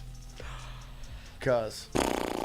Go through, and see, the thing is now, they are lucky I don't walk into a CC's today. Yeah. Because I would clean that place out. Dude, that was... That cinnamon pizza, Oh, whatever. yeah, delicious. Dude. The CC's in Alexandria make printing money. Really? Oh, my Dude, God. I love a CC. We had, you know... Do I would they love still to have see... one? There's one in Alec for sure. Let's see if I have one close to here. I kind of might go to CC's. No, it's not good. Dude, it's your stomach. I don't It's care. it's factory, and they had one at Northwestern also. It's sad. It's a sad place to eat. Oh, they have one on Segan. If you're doing that, just go to Gotti's, dude. No, I But- want the buffet. They did some buffet for CC's when we were in high school. Somebody ate like 60 slices of pizza. Shout out Effie, 100 borderline. That powdered sugar brownie. And then we also did shout out Chad. We did the 50 nugget challenge in high school. He did this to himself when we graduated. Yeah. And so we obviously are going to do something after that. But he decided, like, no, I'm going to do this. And so we all went, like the 50 of us, 70 of us, 60 of us. We all went to the McDonald's. And this is what you do in Alexandria. And we got him 2 20s and told him it was 50. And so he powered through, and they did the last nugget. And then we're like, 10 more! And he was like, oh, fuck. Like, thought he was done. And, like, Yeah. those 10 were aged. He was picking the skin off of it and my eating that. gosh. And, yeah, he did it, though. That's impressive. And then we never saw him again Yeah. That's not good. for the rest of that day. Yeah. Missed a great party. He's like, dude, I feel awful. I was like, I bet. It was sad. Costco. Never been. Never been to Costco? You swing by and get that Costco pizza? I've seen the thing, Get the that chicken slice. bake. Chicken bake. 5 big booms. Double Boom! chunk chocolate cookie. Where are they? I don't know. I don't know what happened to them. They were on AJ? WWE for a second. The Rizzler's still kicking. Started wrestling. The dad freaks me out. It's a good thing nephew Noah is athletic, young, and active as much as that boy likes to eat. No, it's... If I was not active, I would look bad. Because I eat... Noah's about to So be on much vitamins. food. Like, dude, if Noah smoked weed, I mean, yeah. I don't even know what would happen. That or, like, What are the vitamins going to do? vitamins is marijuana, I think. Oh, maybe. No, that would be a problem. Yeah. That'd be a problem. It does make food taste better. Or it just makes it hard to stop. See, that's what, because honestly, Costco, my dad loves Costco. He likes to buy in bulk. I used to love going into Costco because they do the samples. I love a sample table. See, that's Sam's in Alexandria. Right. I Yeah. love a sample table. And Costco you can go order your pizza, your churro, and a drink. And it's like $5. Yeah, It's like, dude, yeah. and Target used to do this as well. Dude, would love a Tingle and Co. Costco field trip. Yeah, I just have never. I don't have the card. My dad does. Yeah, and Sam's Club, you had to have the club. You had to be in the Right. club. Like my dad's dad, my grandfather, Oh, your godfathered in? big Sam's guy. Yeah. in Shreveport. But the Target in Alexandria was like that. It was for some reason like it's the only place that had like food, like a court type deal, like Yeah. Albertsons, but like it's different. Like you're not here for groceries. You're here. Well, groceries. What a word. Yeah, groceries. What are groceries? I brought groceries back. See, well, that's the thing about Christian. Christian just calls like Walmart. He calls it the grocery. Grocery store. No, the grocery. Grocery. That's New Orleans. He's like, thing. I know, and then when he says, I'm like, Walmart's not the grocery store. Walmart's Walmart. Yeah.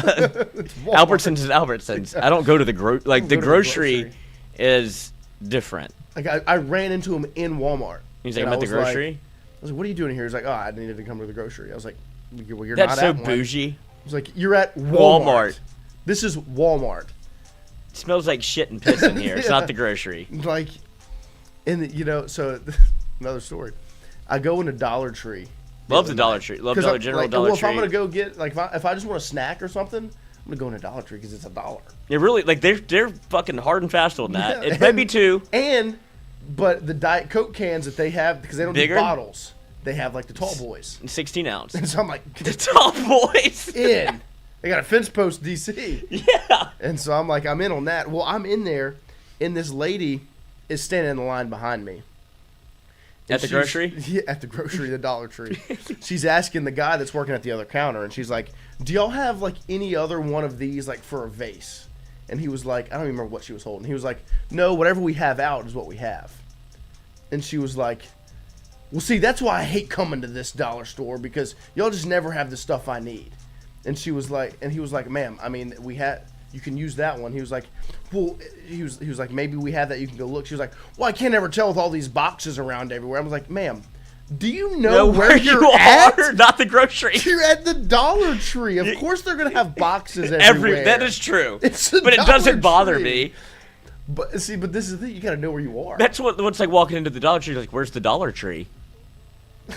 Like, what do you mean? The tree with all the dollar? Like, Not ma'am. what this is. Not what you think Not it what is. this is. That's essentially the same thing as going like, well, this place is a mess. Like, And it's just yeah, like, I don't want to be here It's either. the Dollar Tree. It's supposed to be a mess. Yeah. It's the stuff for I a enjoy dollar. that part. It's like going to Goodwill. Where's the Louis Vuitton? Oh, this Waffle House service is awful. Yeah, that's the point. Yeah, I'll fight your ass. I will say, last week we went to Waffle House. Anything happen? Or 2 weeks ago.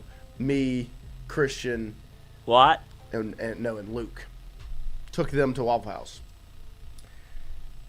Our server at that Waffle House was the best server I've ever had in my life. Damn. Never once did my Diet Coke go past half full. Cool. Our food was out quickly, and she kept calling me love, and I loved it. How old?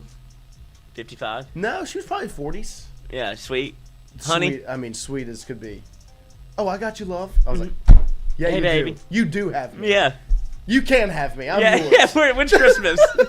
Like, I mean, it was Oh, the just come on best, back with dude. me. Because that's my spot. Waffle House, always. I don't do it as much I'm as a I should. huge Waffle House guy. I do. Love it. But maybe burned myself out when I worked for grad week, senior trip. It was every enough. night. Fair enough. And it was also after I'd just done senior trip. So it was like back-to-back years of like 5 days of Waffle House in a row at 2:30 in the morning. Great grilled chicken wrap. Because I'm not a big breakfast person. Yeah. But I stumbled into that. I was like, "Ooh, this is healthy." It's like, See- you've had 80 Red Bull and vodkas. I don't think it matters at this point. But They Okay. do a grilled chicken hash brown bowl. I saw that, liked it. Yeah. Yeah. I found out about that when I was in high school, and I have been crushing that thing ever since. Because I don't think a lot of people do The chicken at chicken for Waffle House- breakfast. It, dude, like, Well, this is the thing, and this is what I used to tell my grandfather, because me and him would always talk about Waffle House, because he thought it was hilarious how much I loved it. And I was like, Papa, they're throwing this chicken on the same Blackstone that the bacon grease and everything's on. it's getting It's seasoned. delicious. Yeah. Like, it's so good. And you throw it in with the hash browns. They put the That's cheese also on top. on the. Right, they put the cheese on top. You You get a go little ketchup? ketchup on there. You have that, and then you have your chocolate chip waffle after for your sweetness. And I throw eggs and sausage into mine too, because I'm just like, Yeah. get as much protein in there as possible. Right. But I never thought about chicken for breakfast until Chick-fil-A. Like the egg white, grilled chicken muffin, whatever deal. McMuffin. What do they call that bread? English muffin. Yeah. That, I was like, okay. And I was like, oh, chicken for breakfast is not the worst protein you Not can at all. pick. Because bacon, they'll fuck up at every place you go. See, they always screwed up. Because like bacon is such a tedious thing. Because I don't like doesn't mine. have to be. I don't like mine. Right. That's not what I want. I don't want it to be ashes in my mouth. after I Right. bite it. But I also don't want it to be. Pull apart. I want good solid bacon. Yeah, eating the chewy bacon from a fast food place is like having an extra tongue. Right. And it's like, We'll credit Malik and Tori's baby shower yesterday. good bacon? The food was outstanding. There you go. You go through the line. You start with French toast and waffles, shrimp and grits. Okay. Then you can get your chicken wing from Blue Store. Outstanding. Great To go call. with it was literally like a breakfast. Chicken and waffle. It was like a breakfast side, and then It was like a 'cause then you brunch. kept going. No, then turned into lunch. It was like, would you like ribs? It was like barbecue Oh. ribs. I was like, of course I would. I kid you not, I walked down, and my buddy Landry was behind me. He was laughing because I'm going, yeah, Yeah. Yes, yes. Just through the line. Yes, please. Yes, please. Mac and cheese. Yep. of God. course. Barbecue meatballs, Mac- please. Sandwich. Come on. Throw it on. Eggs. Yep. Yeah, I literally had like half my plate was Breakfast. French toast, waffle, eggs. You had 2 meals at once. Yeah. Might as well knock this out now. did, I'm gonna I do it did. anyway. I did. All right. Randy Jones, how'd you know I did weigh 190 my senior year of high school? You looked at. You've seen the video. What video? The video. It's making its rounds again. Is it because of? There was a video that came out of Scotlandville basketball now, Oh. and it's not very good. And so people were like, "Well, this was the Scotlandville I used to play against." Oh no! So it's not even your friends. First clip, me. Yeah. Yeah, That's one's forever. I've had it sent to me 5 times. It is. It's not It's not as bad as. No. I didn't hit the ground. I landed on my feet. It wasn't. It was the back. It was my back. Mm-hmm. Wasn't facing it. I felt it. I didn't hit the ground. I landed right back on my feet. And it's also not that impressive. It's just the funniest thing that a white man can do. Of course. Because you're like, oh, he's gonna. Oh, Of course. maybe Carl Gunn, thoughts on John Cena's last match. Didn't watch I it. hated that he tapped out. Did he? Yeah, that's the way we're gonna end this. He's gonna tap out. So he's not done. No, he is. It was kind of like this was the tap. It was a sad tap. I didn't like that. That's not how this is supposed So to he's end. like this is like I'm I'm this is done. it. Like I get it from a storyline perspective, but that's not how John Cena's supposed to go. I think he is a good actor. He is a good actor. Who tapped him? Who is this? It was what's his name? Gunner or something. Yeah, I don't like him. I like Cena. What was his name? He's such a. I don't understand I don't understand wrestling, but I love that people love it. I loved wrestling growing up. Big Cena guy. Oh, he always gets tapped out. He always taps out. Yeah. Jericho tapped out Cena. Benoit. What's the guy's name? Kurt Angle. Got him twice. And then I don't know who this guy is. I hate tapping out. Well, yeah, but I just was like, that's not how it's supposed to go. no. But he always taps, I guess. Yeah, I get it. That is how they go. Gunther, that's his name. Gunther. Gunther. Yeah, I know every wrestler goes out with the tap. I just hate it. God, I hate it. It's respect to the sport, I guess. Gunther is a loser. Yeah, I don't like his look. big German guy. Of course. But you're Can telling you me we gamble couldn't on? Can you gamble on wrestling? I mean, probably. You can gamble on political See, elections. the only 4 men who made John Cena tap are Chris Jericho, Kurt Angle, Chris Benoit, and now Gunther. Yeah, it shouldn't. No, yeah. get See, him that's off of what. That's the there. problem. Get him off of there. Who were the other 3?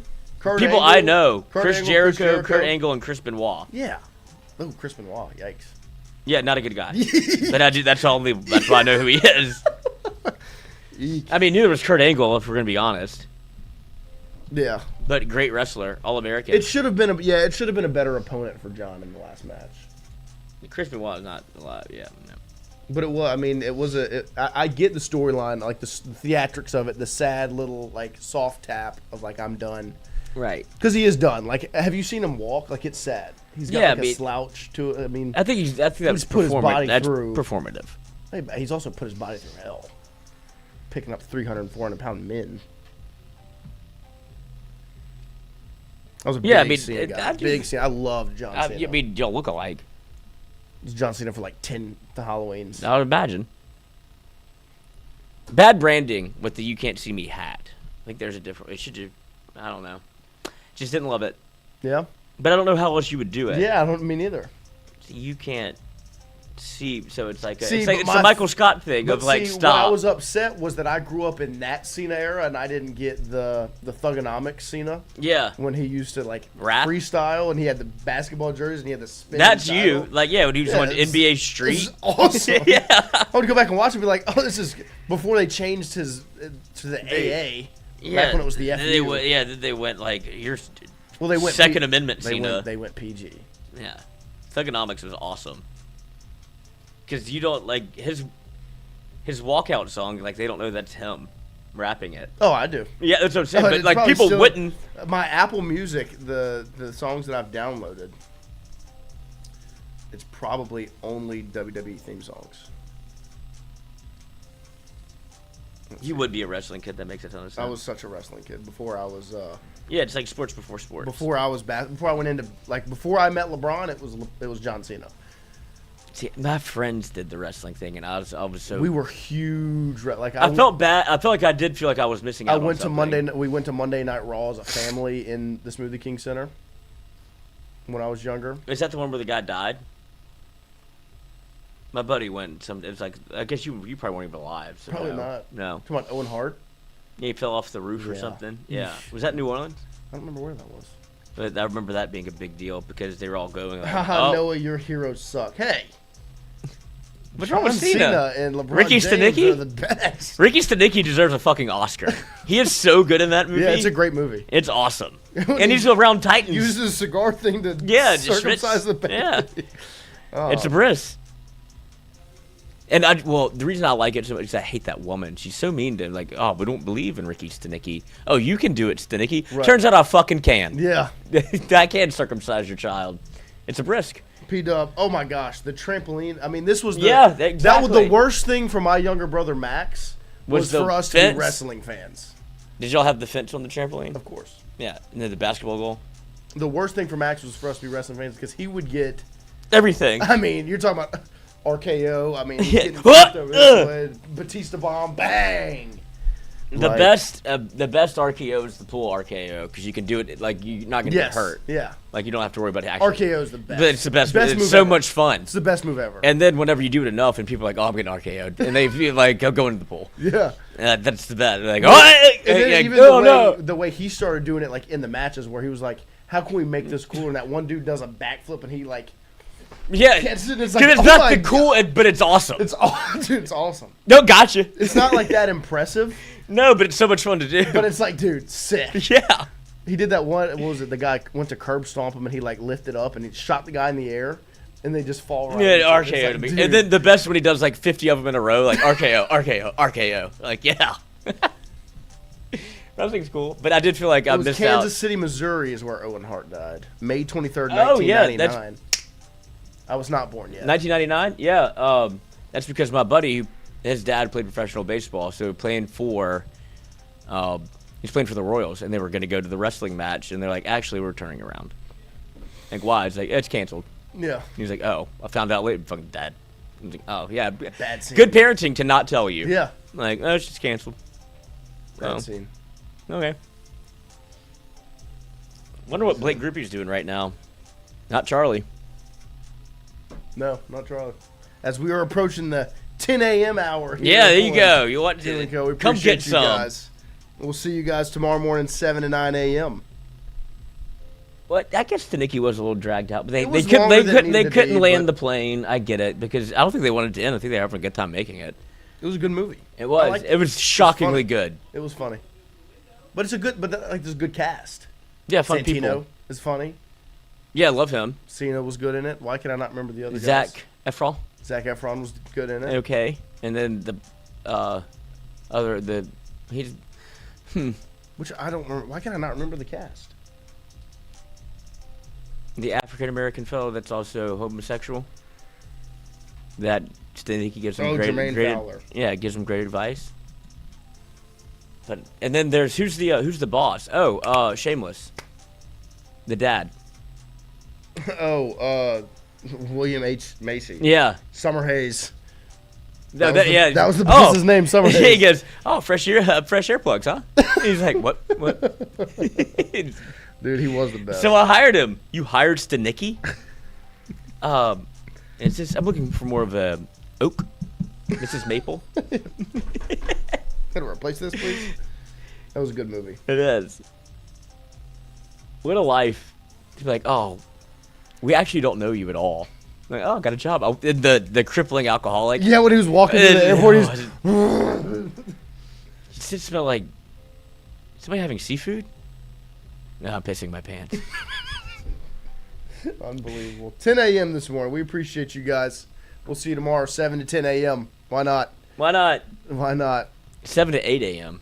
Well, you're 6 to 7. 7 to 7:30 a.m. How about that? It's a little, Little teaser show. yeah.